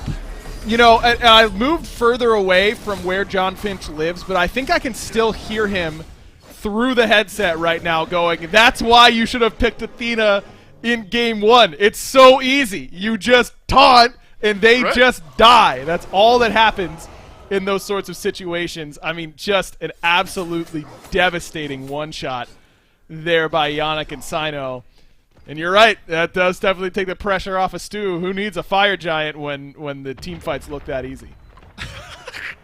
That's so satisfying to watch from like a neutral point of view, just the big pull-in, the big damage. There's just something so great the way that happens. And now Stewart will send one flying, that's Blugan, awaiting his trip to the graveyard unless he's able to survive. Gajay in the back line is alive here as well, but Relentless One hanging close by. Blink for Blink. Through space and time will fly on through left field as well. Half HP onto the Phoenix. Another big knockup from Heed. But when has that worked out so far this game for the Tiburones? And then it's a double taunt in from Yannick. It's a messy fight. No one dead just yet, but the space has been bought. Really, really close there on that Spirit Ball onto Spreen, but not quite enough. Blugan ends up eating both Circle of Protection and the Through the Realms. Definitely a bit of an overcommit onto the support, but the Tiburones just not close enough in the Golden Experience department to really punish this team for making it happen. It's the same thing from game 1, Dave, but even worse in my mind. I mean, Cope gets the first blood in the game in that duo lane, and we go, all right, man, we got to turn it up from here. 0-3 since then, and now down a significant amount of XP. It's been tough sledding for the Tiburones in these 5v5s. I think you see the difference in the cohesive shot calling of the Sturdy Artisans in comparison to Tiburones. Tiburones with 55 seconds left to defend against this Fire Giant buff. Still a tier 2 tower in mid and right, so that's at least a slight bit of respite here. As the left side Phoenix goes down, usually the first target for these teams with the Fire Giant is the objective that gets locked in. So now the Sturdy Artisans, they'll be able to set up some vision here on the right-hand side. It's a real tough call at this point. Maybe a coin flip. You send out Spreen, see if you can steal away the objective, but you've been losing every fight so effectively. I don't know if you're feeling all that confident fighting around the Fire Giant. Probably not. I mean, you've got that great objective secure. They've got to go back to what they were doing really effectively whenever they were starting to win those engagements, where they were always being able to kill Sino and doing that initiation into the tank switch. They've been a little bit too all-in committal or just getting kind of one-tapped on the back end. I want to see them to go back to that measured sort of, okay, I'm going to go in first, get his beads, then you're going to come in cope, you're going to get his ultimate, and then you're going to come in and kill him. You know, that's the general game plan. If you let the Sturdy Artisans set their feet and just taunt whoever's in front of them and one-tap them, you're not going to win the game. It's just going to be too difficult. Well, the Sturdy Artisans have been doing that pretty consistently since the first couple of minutes of this game went by the wayside. Fire Minions have reached the left-hand side. That'll buy some space here for the Sturdy Artisans. One final back. Good timing on the back, really, for everyone here, because Fire Giant is just about 20 or so seconds away from respawning. Pyromancer will be short there with it as well. Heed sticking around. The knockups have been great from this Cocoan. They just haven't been much follow-up. He effectively dies the moment he does it every single time. So it's been tough now for the big tanky frontliners of the Tiburones. Both teams eventually meet, but you can just tell. You can tell the Sturdy Artisans are looking for more. Heed finds two with his knockup, but it's Blugan, Heed, Gaijai on the backside. Will the snipes connect? The heal's enough just for the moment. Sino does end up going down, but the Sturdy Artisans may be feeling like they've done enough, but they have not. Cope will finally grab himself and execute. Nice swoops on through, and it's Pagon who falls. Stewart still standing. He's the DPS you gotta watch. Aegis is there. Blugan sticking around at 1 HP, but Stu gets crit by Gaijai. It's still Gaijai chasing him down, doing the crits, healing himself up. Nobody found their way in onto the back line. This game looked like it was completely in favor of the Sturdy Artisans, and suddenly the Tiburones have found the fight to bring themselves right back in. It's getting nerve-wracking even. I mean, Ionic stays alive. Sino's going to be back up in the next 15 or so seconds. It's about delaying out this objective now, if you're this Athena. And it's not going to be easy because there's still enough CC and damage coming your way. The good news is that one person has to stay back for this left side Phoenix, but with Heat coming up, that means Blugan's freed to come on this rotation and try and help keep Ionic off. See if Ionic can make a miracle play here, steal away the Fire Giant. He will not from range, but it was close. Procced the range auto and sent it flying, but it is the FG, second of the game overall. First of the game for the Tiburones, one apiece now. And you maybe feel a bit of a delay is coming here, Aggro. The Phoenix on the left side does respawn. You got to push out these waves. Still some towers to work through if you're the Sturdy Artisans. Or if you're the Tiburones, excuse me. So the Sturdy Artisans still have a lot of fortresses, I guess, to fight from.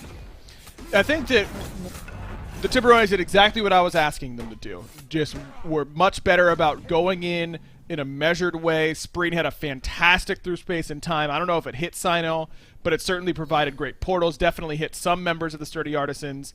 Sino beats the blink initiation from Heed, and then Blugan goes in and picks him up. And I think that the problem is in the first part of what I just said, is that Sino beats the initiation from Heed. You've got to call the bluff, I think, if you're Sino at this point, because the reason that you beats the knockup is that if Spreen is firing the ultimate, you get one shot as you're in the air. You can't use anything. Through space and time is going to kill you with damage from Heed. But Heed has been much more patient, or Spreen rather, has been much more patient with those through space and times. He's waiting for the setup from Blugan. So I think you've got to call the bluff and just hold on to the beads for the ultimate. Wow, and the Sturdy Artisans do call the Tiburones bluff on the base race. Tier 2 in mid and right go down, and the Sturdy Artisans just walk into the right side. Phoenix don't complete the objective just yet, but now Sino's been engaged upon. Circle of Protection charging up, provides a little bit of healing here. Gaijai is still free and clear on the back line. It's big pullback. Gets the frontliners of the Sturdy Artisans in a bit of an awkward spot. Ionic trying to slow things down here with a taunt. Stewart is down. Blugan on the other side, but Gaijai lives on. And that's all the Tiburones need. And that's the type of high-risk, high-reward shot calling that Sino is known for. I like the idea. I just don't think it really ends up paying off because you lose two members for a significant amount of time.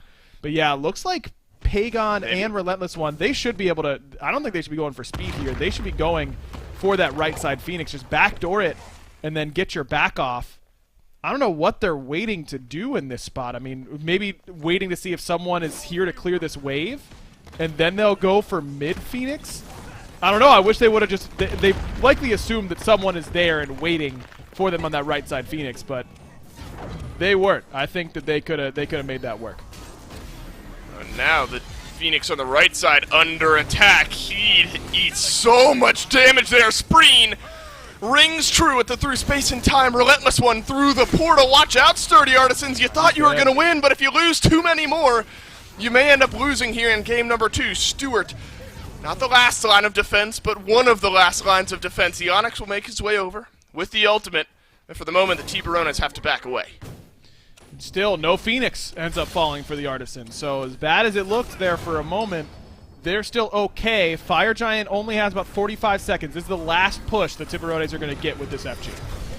Whirlwind of Rage and Steel. So Yannick looking like a dead man here, and he is. Pagon and Stewart mid and ADC. You wish you had some range damage outside of just Stewart right now, and the Tiburones storm 5 strong into the Titan room. It's going to have to be a big play from the Sturdy Artisans, but Pagon getting soloed out here by Cope. Stewart has found the first kill. Now the Heimdall walks forward. Oh, the crits in the portal.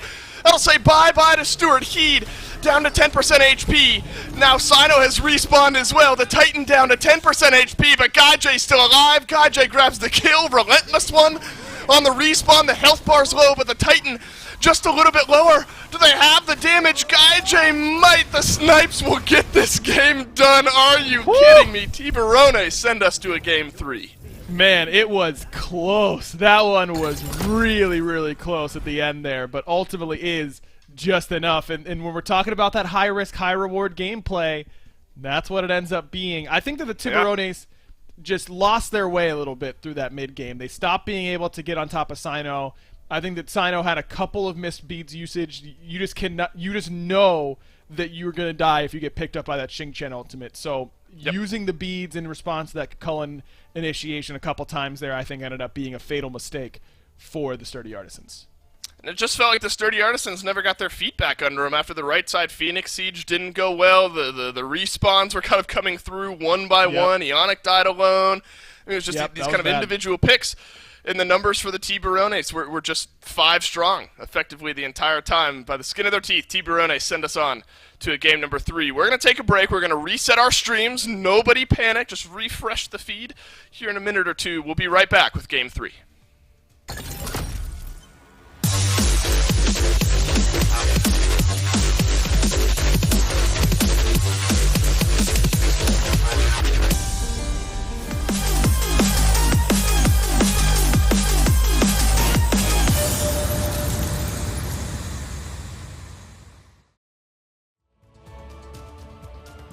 That easy for the Artisans to find themselves at the top. Instead, we have ourselves a tied set, and we're going into Game 3. And Gore, there's all kind of implications for picks and bans we'll be able to break down in a minute. Before that, though, what did you see here from the Tiburones? Because it kind of looked like it was mostly these late-game team fights. I kind of thought the Artisans were in control in this one. It was a lot of game number 1, but this time the Tiburones stopped it in its tracks, right? That Fire Giant didn't quite go exactly the way they wanted. There was a point where there was a base race. It looked like things were going to get a lot more iffy for the Tiburones, but they were able to back in time, stop the Artisans from getting a Phoenix, and I think that was probably the end of the end. I think if the Artisans it was the right-hand Phoenix that they were sieging, I think a little bit there on mid as well.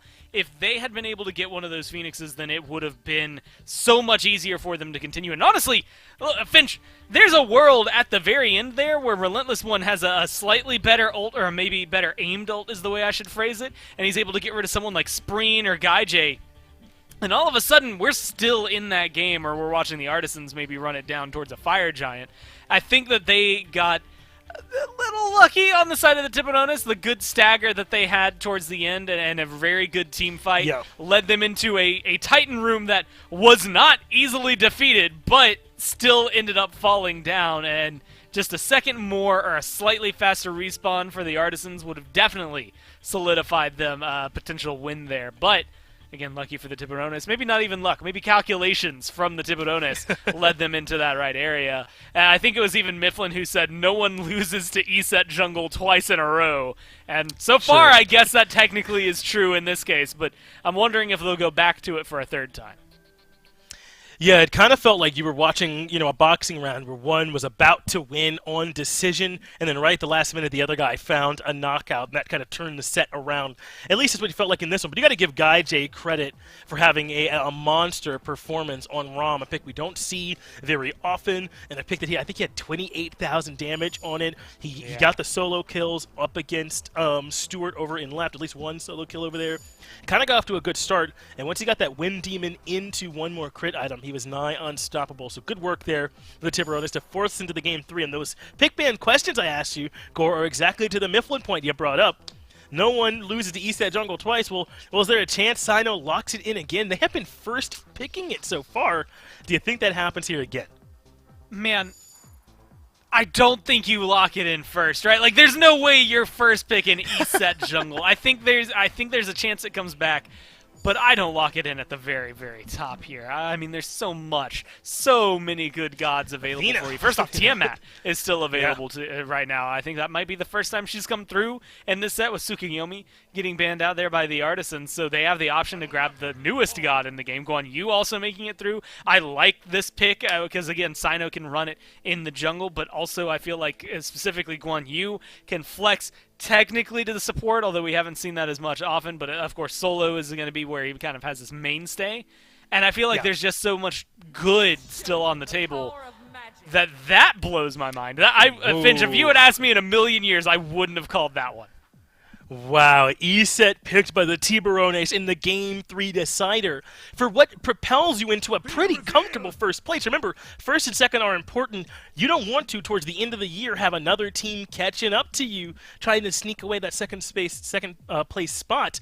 So Tiburones must be quite confident they could pull off the ESET pick themselves. I would imagine in their hands that's more likely to go mid. Not everyone is nutso like Sino and taking this into the jungle, but they're going to be an objective-focused squad here. And if I'm the Artisans, that's something I'm thinking. You really want to make sure now that your mid laner can contest those objectives with some big confirmation. At least try and put a bit of fear into them, since they're going to have that circular protection down and feel like they can take anything. But they kind of go the opposite. They go Giannis to move around the map more effectively. Honestly, the fact that they took ESET Heimdall, and that has been the top two for the Artisans as a go-to for the last two games. Right. But now they end up against Guan Yu, Apollo, Giannis. Like, I would, if it weren't for the bans from the Artisans, I'd completely believe that the picks were swapped by accident. But those bans are absolutely the Artisans' bans. Like, that is how they've been banning the last couple of games. And so you have to look at the Tiburones. And look, Finch, there's two worlds, right? As a deviating, branching path. There's a world where this ESET is mid, in which case now it has to compete with Giannis. That's going to be very difficult. And then whatever the Artisans lock into the jungle, she's not necessarily a free god to gank, but she's going to be pretty easy. Then there's the other world, which I don't want to live in, and this is the one where they try to send it jungle, and the Tiburones just feed on it because Sino is a unique anomaly in this world of jungling as ESET, and I don't want to move to that one because I think that the last time I feel like we might have seen someone else try it. I'm not sure, but if we did, I have distinct memories of them not being very good at it. So I do hope that they pick up something else to try and alleviate some of that pressure. ESET mid though, still gonna have some trouble. The Artisans have a lot of flexibility in their jungler to try and choose someone who can pick on her. Man, it's hard for me to believe the Tiburones banned the Athena, which is the game they won, and leave open the Amir, which is the game they lost, and now it's the Thanatos coming in for the Artisans. Look at the global pressure they already have here, Gore, with the Apollo ultimate, with the Giannis ultimate, now with this Thanatos ultimate, not quite global per se, but gives you that great traversal around the map, certainly a semi-global.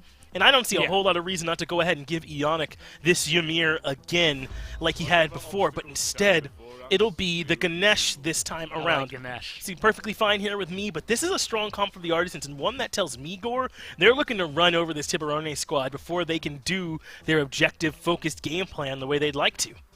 Yeah, with Khepri, Heimdall, even Loki on the other side, the Tiburones, like, Loki is a little flexible. Also, it begs the question as to where this Loki's going or where this Ratatosker's going. One of them is going to end up in the solo lane. I guess the question is just who is going to be over there. Yeah, Loki solo. Well, I mean, we haven't seen it in a while. That was technically in the old style pre-rework Loki, a viable meta, right? It's something that people would play, but maybe wouldn't actually have like effort with. They wouldn't really play the game. They'd play their own thing. They weren't playing Smite. They were playing PvE.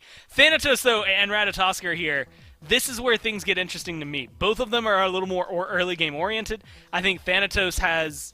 They both have their unique styles of aggression into setup playstyle for the late game, but Thanatos has the snowball potential that is way heavier, and I'm excited to see what he can do. Well, this is the decider match. Game 3 between the top 2 in NA. Let's find out who stays undefeated. One more time, we will go down to the battlegrounds, and it is the set we all deserved between the Tiburones and the Sturdy Artisans. Dolson, Aggro, and Jithens bringing the third and final game of the set and the third and final game of the day. And Aggro, a little bit more standard. I say more standard, not entirely still, with Sino on the Thanatos, a bit unstandard there, unconventional. But both drafts a little bit more normal, I think, here going into Game 3. Yeah, Sino's on an assassin and not a mage, which is weird to see. But yeah, don't worry, strange. he's doing something weird. He has benevolence to start off sure the does. game with. Interesting choice. Oh, wait, is he going to sell it in order to get full warrior tabi in base? So because you get that increased gold That's right. gain, he's just going to sit there in base. I'll bet you he's going to sell this and then immediately gun it towards the speed buff, is my guess. This lets you get the 700 gold. Wow. Or the 650 beforehand. Yep, that's what I thought was going to happen. Interesting. Has to expend the blink, and he's still slow to clear, so it isn't zero cost, but it does mean that Sino is the strongest player on the map right now. And this is why Thanatos is really one of the only gods who can do it. You lose a significant portion of your health pool without any sort of that regen, but Thanatos has it built in to the passive. So between this, the back camp, and then the little minis, he's going to be pretty healthy when it comes time to fight in mid. Well, Cope and Spreen split the red before now Cope goes to solo his own speed. So at least the speed buff is down and will be up quicker for Sino. And now Sino lurking, maybe just checking, seeing how the blue buff start looked, maybe trying to get some damage over onto Heat on the right-hand side. All we know is that Thanatos is here. And yeah, that's cringy. There you go. Fair enough. That connects, and so does the damage from Sino. Full-on boots, and Sino gets first blood. Look, this Loki has looked so good as a jungler. I'm surprised to see he take it into the solo lane. I just don't think it's nearly as strong in that role as it is in jungle right now, but it is still strong enough that it could be a lot. Is Cope in trouble? I think Sino's Death Scythe got eaten by that mini Harpy, so Cope escapes for now, but yeah, I was going to say, I don't think Sino's letting him off the hook that easily. He's low enough that we might see him get tracked, but with the whole rotation coming, it ends up not being worth Sino's time. There's only a couple of camps that Sino can go back and get on his own side of the jungle, or in the jungle in general. Pagon is going to lessen that number by 1. Just waiting by this blue buff is Sino. Again, maybe sensing that there's not much else to do. Hovering over towards mid is Cope Baby, but instead Sino right back towards solo, and Heed, with half HP, is just going to have to be on alert here throughout the early game. Yeah, Relentless One, not sure what the plan is for this invade, if they're going to do it or not, because look at where Cope Baby's going. He ends up heading towards red buff, knowing that their red buff is staggered from the enemy teams. No secure there. No, Pagon did get Pagon got it. with that unstable vortex. So that's worst case scenario, because now you lose your blue buff and you didn't even gain the red on the other side. It looks like the Sharks have done enough in order to get this purple at the very least from the pressure from Guy J and Blugan, but overall it's certainly a favored start for the Sturdy Artisans. It sure is, and the Sturdy Artisans maybe a chance to get aggressive over here in duo lane. You know, if there's ever a chance to hype up the Ganesh pick, I always have to take it because I just love the pick. And I'm interested and intrigued into seeing what Ionic is going to be able to get done here over in game number 3. I mean, if the Sturdy Artisans have this full-on kind of sudden collapse type of game plan with the global ultimates and the global presence that they have, locking in the Tiburones for a moment into something like those Dharmic Pillars will buy you some time, buy you some damage, and give you some good setup. It's great against the Khepri because you can silence out that Abduct really, really easily. You can prevent him from using Scarab's Blessing. There's a lot that this Ganesh brings to this team composition, and I like it quite a bit. You can force the E-Set to use her defensive options earlier than she would like. You can do it from a range enough that Circle of Protection is only going to heal her and not deal damage to you. I'm with you, Dave. I'm a fan of the Ganesh. I'm always surprised we don't see more of it, but it's starting to get the respect I think it deserves. It's not the best Guardian in the game, but he fits a wide variety of different compositions, and I think this is one of them. He sure does. Heed thanking his lucky stars that the onslaught of an early game has kind of come to a close here, as Sino's going to look to put his pressure elsewhere on the map, and that pressure right now is Cope, who barely makes it up into the ultimate. That is serious burst damage. That is wild. We had this discussion kind of passively behind the scenes while one of the sets was going on. The amount of damage that axe does is always baffling to me. You load up with the Death Scythe, and if that connects, it just feels so chunky. Maybe chunkier than any other ability I can kind of think of in this moment in the game. Yeah, there's a lot of factors that make that happen, and it's that it does the percent HP damage. It's 10% of the target's max HP. It's that he has Flat Pen built in, and Flat Pen is what makes things feel like they hit harder on squishies. And that second ability on Thanatos, Scent of Death, ends up giving you a lot of Flat Pen, even through the mid-game. So if this character gets ahead, it feels really, really unstoppable, because it's as simple as land your one, and you've got to kill. It's really that easy. I do think that he scales fairly well into the late game. It's not like he used to be, where it used to be the Thanatos was just worthless come late game. It felt like the Scythe did no damage. The Execute wasn't that impactful either because everyone had Aegis. With the way that this kit works now and the way that itemization is, it's a lot easier for Thanatos to get that Flat Pen. And I think Titan's Bane is absolutely core on this character, because you just get an extra burst of huge percent penetration on your initial Death Scythe on those tanks. It can chunk them out super hard. You can overcap. You can be at 50% pen with that Titan's Bane passive on your initial Death Scythe, and that on a tank late game will do significant damage. Well, it's a pullback in from Blugan here onto Pagon. Pagon keep himself on the map through the early part of the game. Scarab's Blessing is going to be a pain to deal with, so for two different reasons, both of the support ultimates are some of best in class as far as support ultimates go. And so Blugan will surely make great work of that. Then you have to look towards, all right, you're missing the Whirlwind of Rage and Steel as an engage tool. Where does the engage come from this game if you're the Tiburones? A lot of it you feel like has to be Spreen and Cope, kind of that 1-2 punch from the jungler in the mid. Agreed. It's got to be on Cope in particular, as Sino blinks in patient on that Death Scythe, so much so that it forces Heed's ultimate. Relentless One went on blue. Not sure if he got it, but he doesn't care. He's looking for the fight. Relentless One in and out of the cavalry charge. Here is Cope on the engage. Slightly grouped now are the Sturdy Artisans, and just shy of the knockup is Cope on this Ratatoskr Dharmic Pillar, separating out the fight. Now Pagon rotates over from mid. Through space and time is massive, but there's a big silence from Spreen on the back end. Tiburones will live this one, so will the Sturdy Artisans. Both teams kind of limping away from the jungle. Really nice use of that Talib Assault's knock-up immunity. Of course, that through the Cosmos ultimate ends up knocking you up on the way down. Relentless One is absolutely dead if that goes off. Instead, he just uses the Talib Assault, doesn't get knocked up, returns some good damage. A nice Dharmic Pillars by Yannick splits up the team fight. Yannick was so confident that Relentless One was going to be okay that he didn't even use the shell. And I think that goes to show just how sure he was that Guan Yu was going to stay up and standing. That's right. So the Sturdy Artisans maybe on the back foot in that small engagement, but still able to put out some good damage. Pagon on the Giannis this game, able to weave in some serious damage numbers with that through space and time. I will give a quick shout out, because it's not going to stay this way for long as Pagon nearly dies. Top of the damage charts goes to Blugan right now at 2,600 damage, which I can't believe.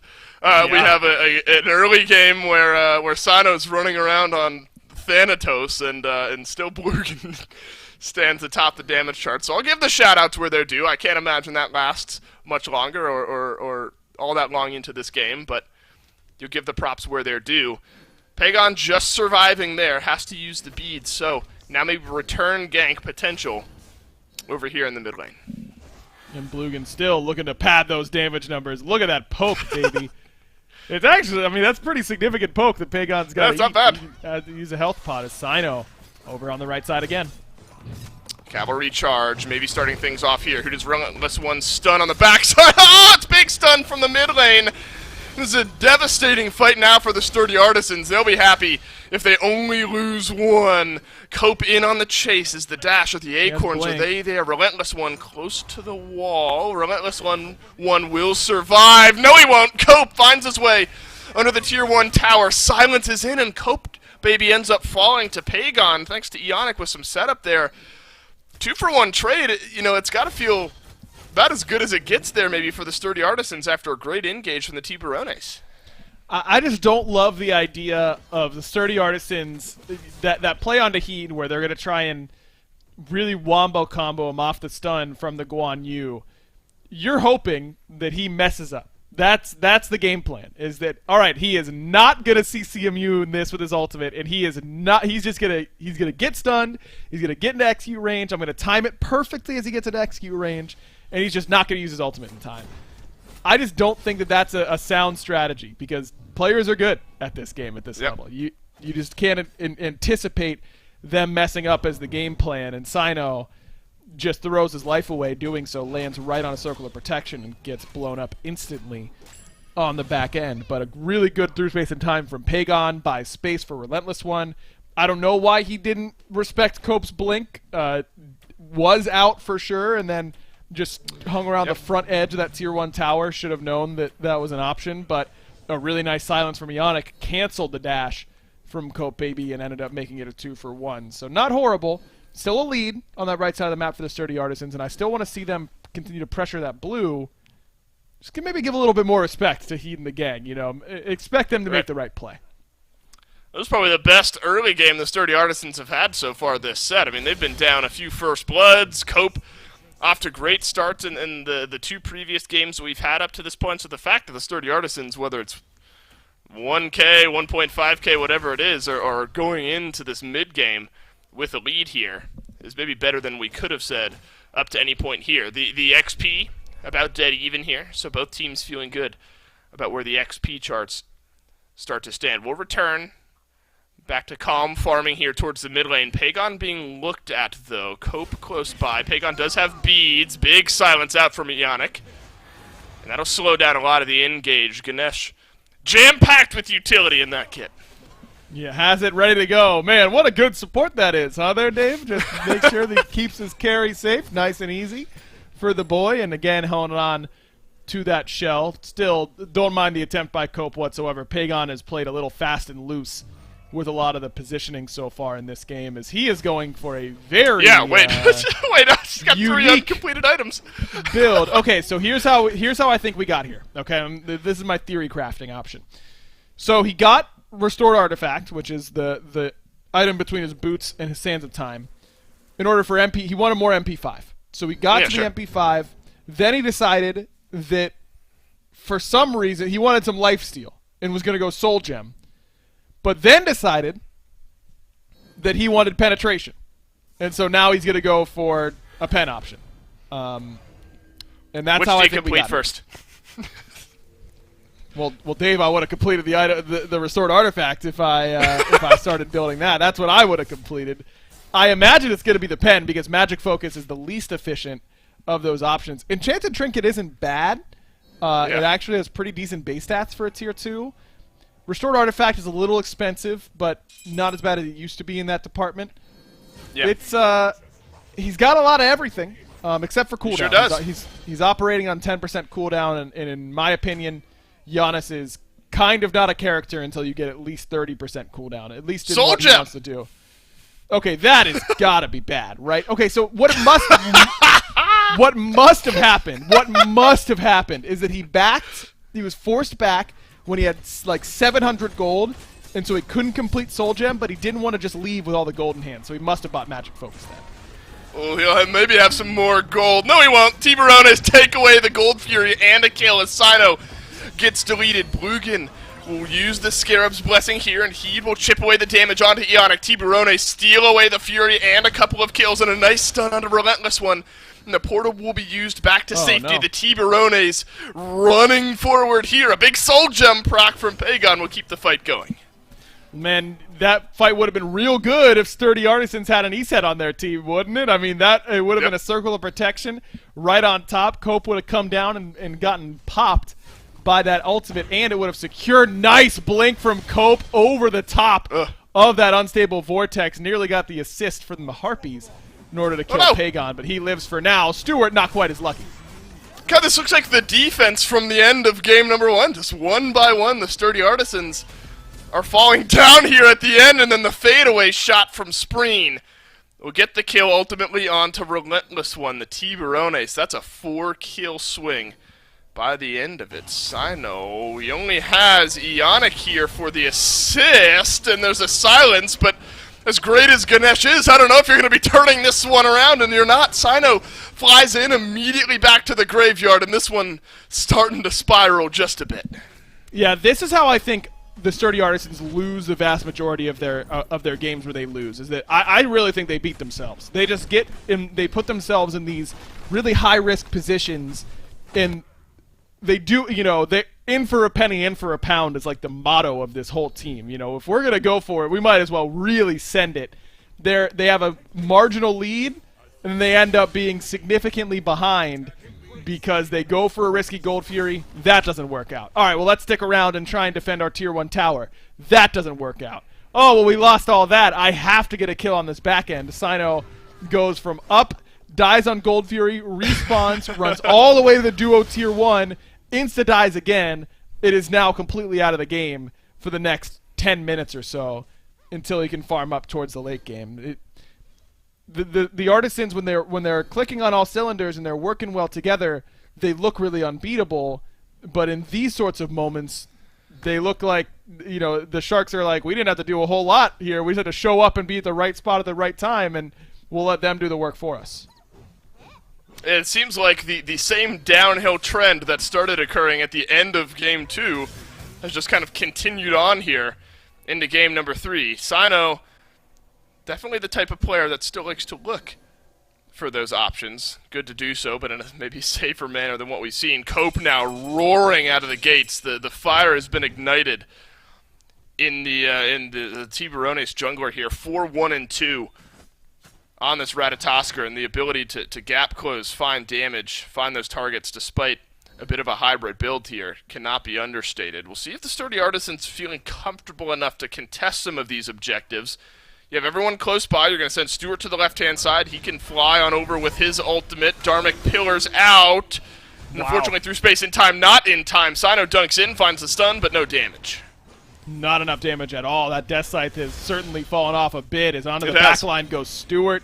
He's going to try and find some purchase, but doesn't find a whole lot.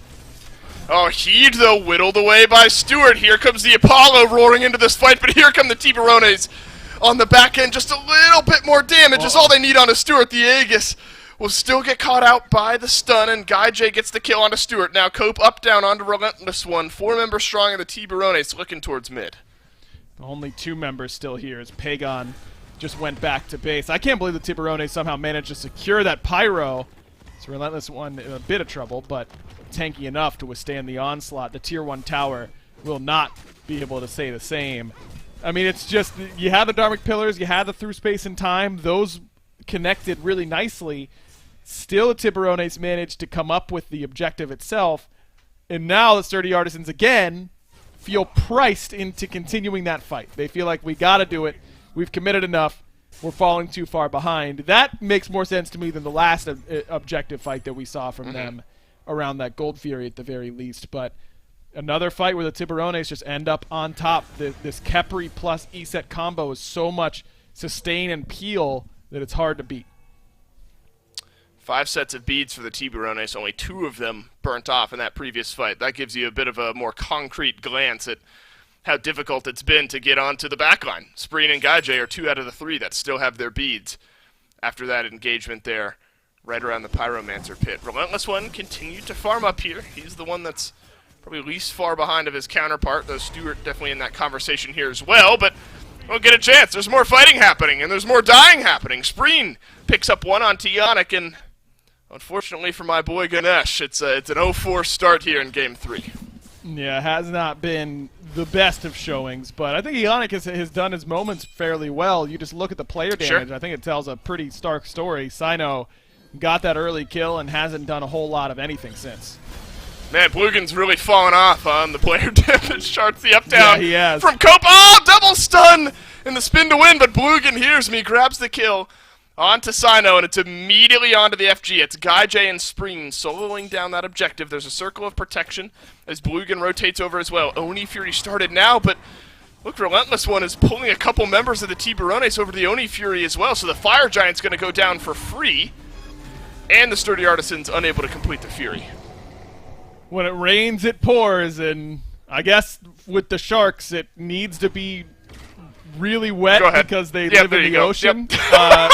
So I guess it's really pouring super hard is where I'm going with this bit. I've reached the logical conclusion. If I disconnect, is there a sound? Like, in Skype, Yeah. it gives you a bit. Like, if I leave now, I don't know if... No, I don't know why you would ask that, Dave. But no, I don't think they'd be able to hear it. Please don't leave. I need you here to help me cast Oh, wow. this game. Okay. All right, good. Yeah, Perfect. you're an important part of the team. We all Yep, value okay, good. you. Yep, awesome. And your muscles look great, and they aren't. What's the term that we know Oh, so much man. about? I want to say vanity muscles, and I think that's Yeah. the essence of it, but it's glamour muscles. Is the Glamour muscles, right? No one it's the thinks you literal have term. those, for the record. Yeah, No. no one. Literally, no. Damn, I don't even have glamour muscles. This is horrific for me. The way that this is No, turning around. Dave, they're all real muscles. They're I'm- I hate you. You're the worst. You know what? Disconnect. I don't care, man. I'll do the rest. The Tiburones are going to wrap this up shortly, huh? Yeah, you have to imagine they will. Look, you got all these ultimates online. Cope has been spot on with the engages here, and the Sturdy Artisans just backing away from these Tier 2 towers with haste. Nobody wants to be fighting out here anywhere on this map. What a way this game has turned around. Sino starts this game off in a perfect way. It shows you, I guess, Iger, that cringe ganks don't pay. Not that That's Heat right. has suddenly taken this game over and made Sino pay, but unfortunately the Thanatos with the boot start hasn't quite hit the mark that maybe Sino was looking for. Relentless One pulled in. Great Dharmic Pillars actually from Ionic here. We'll see where the Thanatos chooses to strike. Blugen survives that circle of protection. A little bit of healing. Gaijay survives the fray though, and Sino first to fall. Cope dunks on in under the Tier 2 tower, and the Tiburones yet again will rout the Sturdy Artisans. And that's exactly what I was saying earlier. Sino's going to play the same way whether he's 5-1 or 1-5. And right there, instead of going for the tank, trying to get him in execute range and then going on Blugen, he goes on to Spreen, and Spreen beads and goes, "You sure? Like that's really what you want to do in this spot?" An easy game for the Tiburones here. That's right, Tiburones, they will remain undefeated in the North American SCC, barring a miraculous play here from the Sturdy Artisans that I just don't think is on its way. Half HP on a few members, though. Pagon will get the first kill. Half HP on the Titan. Have I spoken too soon? The respawn's coming back from the Sturdy Artisans. The Titan lives on. Sino picks up one on a Heat. Stewart does as well. And this game rages on. We at least got a little bit more time. Yeah, it still feels like it's in the hands of the Tiburones, but a cage. In comes Sino. Pagon gets a kill. Okay, we're Go not end the game. We're not done quite yet. Yeah, they've got 5 towers between them and a Titan here, Dave, let alone the Phoenixes. Hold your horses there, my guy. Yeah, doing my best. Doing my best. Look, seeing the underdogs, at least in Game 3, start to make a bit of a comeback is a sight to behold. It's, 10, 15 seconds on the quickest respawns. You're going to get to knock down those 5 towers into only 1 or 2 left standing. So then you start to look towards the next FG, I think, Aggro. 20 seconds left on the 1 buff itself. And then a minute after that, the objective will respawn. But all of this being said, the Sturdy Artisans haven't looked great in any of their team fights except for whatever No. happened there under the Titan. So I don't know if this next FG brings you all that much more confidence. It doesn't, but, you know, a lot of times we see these types of moments happen where it looks like it should be the end of the game. Oh, they failed the end. They lose a couple members. Whatever. They're still in complete control. I'm looking at the state of this game, Dave, and it's actually kind of close now. I mean, sure, the Titan's low, but look at how far the Artisans were able to push out that fire wave on left. They get it all the way to the tier 2 tower. It'll still require someone going back because the Tiburones have end potential if even one or two people get into the Titan room with a wave. But you're looking pretty even in levels. The gold disparity is not really there. The Tiburones really just got a bunch of kills and then tried to end the game without having this massive lead. It's possible that the Sturdy Artisans could come back in this game, and that is not always the case after a Titan defense. This one... Nope. This one's got a ways to go, potentially. Yeah, we might. Which is good for the fans of the game, of this game that people have been waiting so long to see between these two teams. And it has not disappointed up to this point.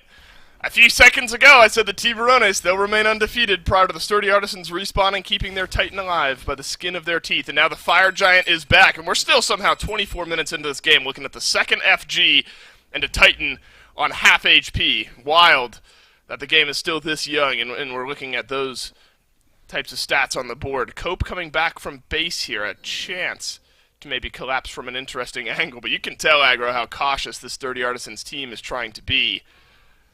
You overextend against a Ratatasker, and you're counting your blessings if you're able to stay alive. Plenty of engage here for the Tiburones, and Stewart is on that left-hand side, but of course he has his ultimate to get here if necessary. And now it's Cope's Cope up. looking for that engage up in the sky as the Ratatasker. It's a stun down onto one, but Cope has missed his ultimate. Big engage tool. Fire's low. Now gone. Relentless one charging in. Sturdy Artisans way! take down the FG. Are they going to somehow survive the shot. Titan defense? Are they going to take the Titan away? Are they going to win the fight? Are the Sturdy Artisans back in control of Game 3, and it's all my fault? They've got to back and defend left Phoenix. Okay, Pagon's doing that. Ionic, just insane steal Ganesh, baby! over the wall with that Ganesh. I think this left Phoenix might just be dead. Oh, he has Blink. Okay, so Pagon should be able to just Nice. tank that left side wave. 30 seconds. I don't think this is an end call from the Sturdy Artisans, but it's certainly Sino. this mid Phoenix. Yeah, but it is Sino. Yeah, He's maybe. willing to roll the dice. They might walk in here. Instead, it's just Ionic tanking up the Phoenix. And down it'll go, but here comes Sino, feeling like the numbers are on their no. side. God, Jay deleted. Sturdy Artisans, they're walking in. Heed is at half HP, and Relentless One whittling down that health bar. Spreen is there. Cope, 5 seconds. Blugan, 5 seconds. Heed Nice will Aegis. survive for the time being, but Sino gets the double. Sino gets the triple. Sturdy Artisans in the base of the Tiburones, who are now back and respawning. Now they need to Oh defend my God. in honor of their own Titan. Blugan gets Here the comes kill onto Pagon. Relentless One. Pagon off to the left, pulled back in by Blugan. Cope is in the fountain, respawning. Sino Sino's up. still doing some damage. The up down onto the Titan. They've done it. They've done it. The Sturdy Artisans take Game 3. Are you kidding me? The chaos that just Unbelievable. happened in the last 10 seconds, and the Wow. Sturdy Artisans win the game. That is Woo! absolutely mind-boggling. I can't believe that that happened in their favor, man. Yeah, take a drink, Dave. You've earned it. Unbelievable end there by the Sturdy Artisans. And you know it is going to be tough for that for the mid laner, for the Tiburones, for Heed to go to sleep tonight, or Spreen. I always get their names mixed up. It's Spreen. Missing that secure on the Fire Giant with Circle of Protection, that is tough, man. To lose your undefeated streak to that feels really, really bad. I feel for him. I thought he played a really, really good game besides that, but ultimately you got that. That's what you're picking that goddess for. That's what you need your mid laner to do. Ionic makes a great play, but I'm sure Yes. Spreen's not feeling great about it. Ganesh makes a great play in there as well. We'll throw the elephant in the mix one more time. Congratulations, we've all witnessed history. I've now officially been the most wrong I've ever been on an end call. And so we've all seen that here today. What a turnaround there from the Sturdy Artisans, a steal and a win by the end of it. A great set here to round out this Thursday in Smite action. We will take a break, and then the desk will round out the day.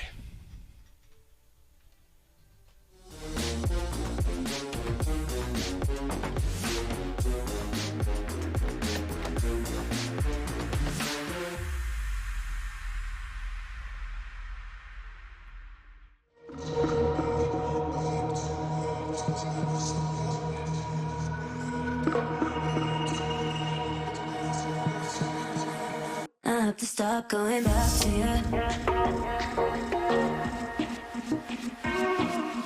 Back to you. Back to you. Back to you.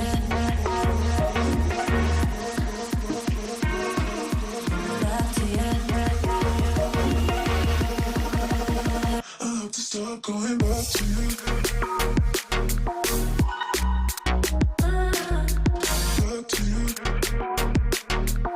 Back to you. Back to you. To you, back to you. I have to stop going back to you, back to you. I have to stop going back to you, back to you. I have to stop going back to you, back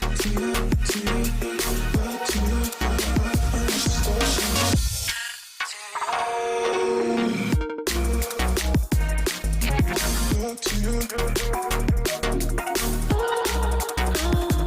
you.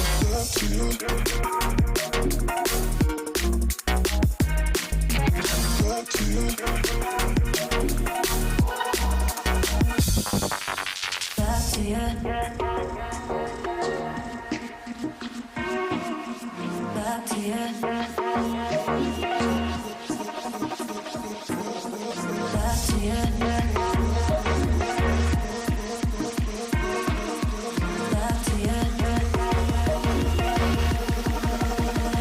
to stop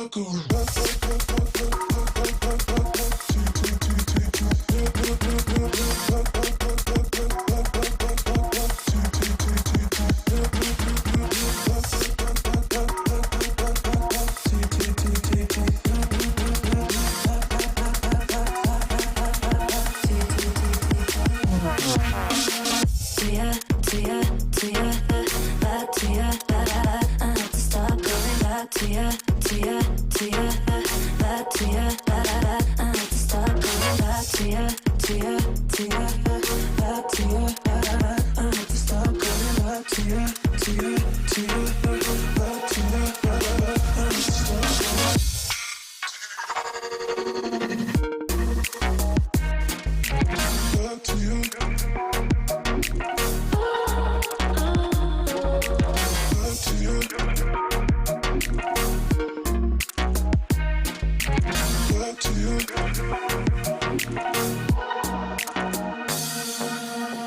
to you.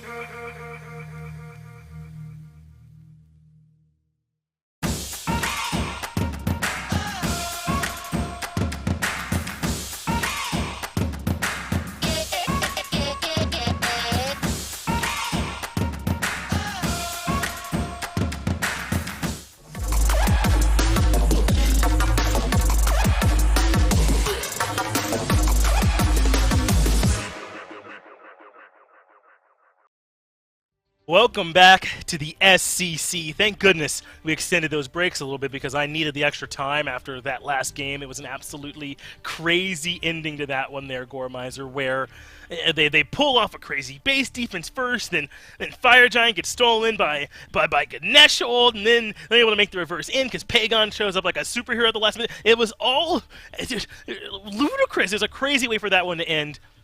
It's hard to analyze also, Gore, but I'm going to ask you to. A literal roller coaster, man. I think it's just like perfect timing on so many things, and like you replay that game, and it's never going to happen that way again, right? Like that, it is a very unique path to the end there. From pretty much that defense on the Titan for the Artisans to the end. I think a little bit before that, there's some good variant portions of the game, but like for a lot of it, we had straight up said like 14 minutes in.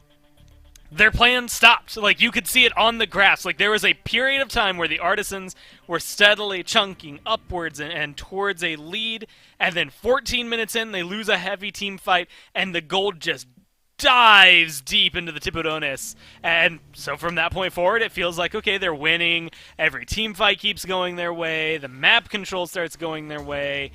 And then they walk into the Titan room, and we're like, oh, well, this is going to be the end of it. Like, they've just been winning too hard. A good defense from the Artisans, and to what has to be the most ridiculously lucky thing, like, I'm gonna call it luck. Like, Sprain is, what was it, like 89 damage off? Like, there's no way that you were thinking about that. Granted, I think Aggro, when he came in afterward, he was saying, like, look, if you've got ice, like, you've got this E-set ult, you've got Circle of Protection, guess what you got to do with it? Your literal only job in a team fight there is to confirm the the Fire Giant in that case, and it didn't happen. So maybe it's on Spreen, maybe you could put all the blame there, but I think there's a lot of other things that definitely start to factor in behind that. That's definitely the most egregious one of them all, and then it just is a downward spiral for the Sharks. But a good job for the Artisans, I mean, to be able to turn it around and still have a really risky Titan fight. Like, I don't know, man. My mind's just, I'm all over the place with it. Yeah, it was a crazy ending, and listen, we knew the SBL was tough, but I mean, if we're winning and losing by 89 points of difference, that's pretty difficult, huh, to try and make sure we're always taken care of. Let's go ahead then and take a look at where all these teams are going to end up after that. It is the Artisans holding on to that critical undefeated #1 spot. Remember, at the end of the phase, the 2 spots that matter the most are the top 2 positions. A little easier to catch up to 4, I think, at this point than it is to catch up to 5. That feels so out of reach. The Artisans will have to completely fall away from their keyboard to the rest of it for people to catch up. That's how far ahead they are at this point.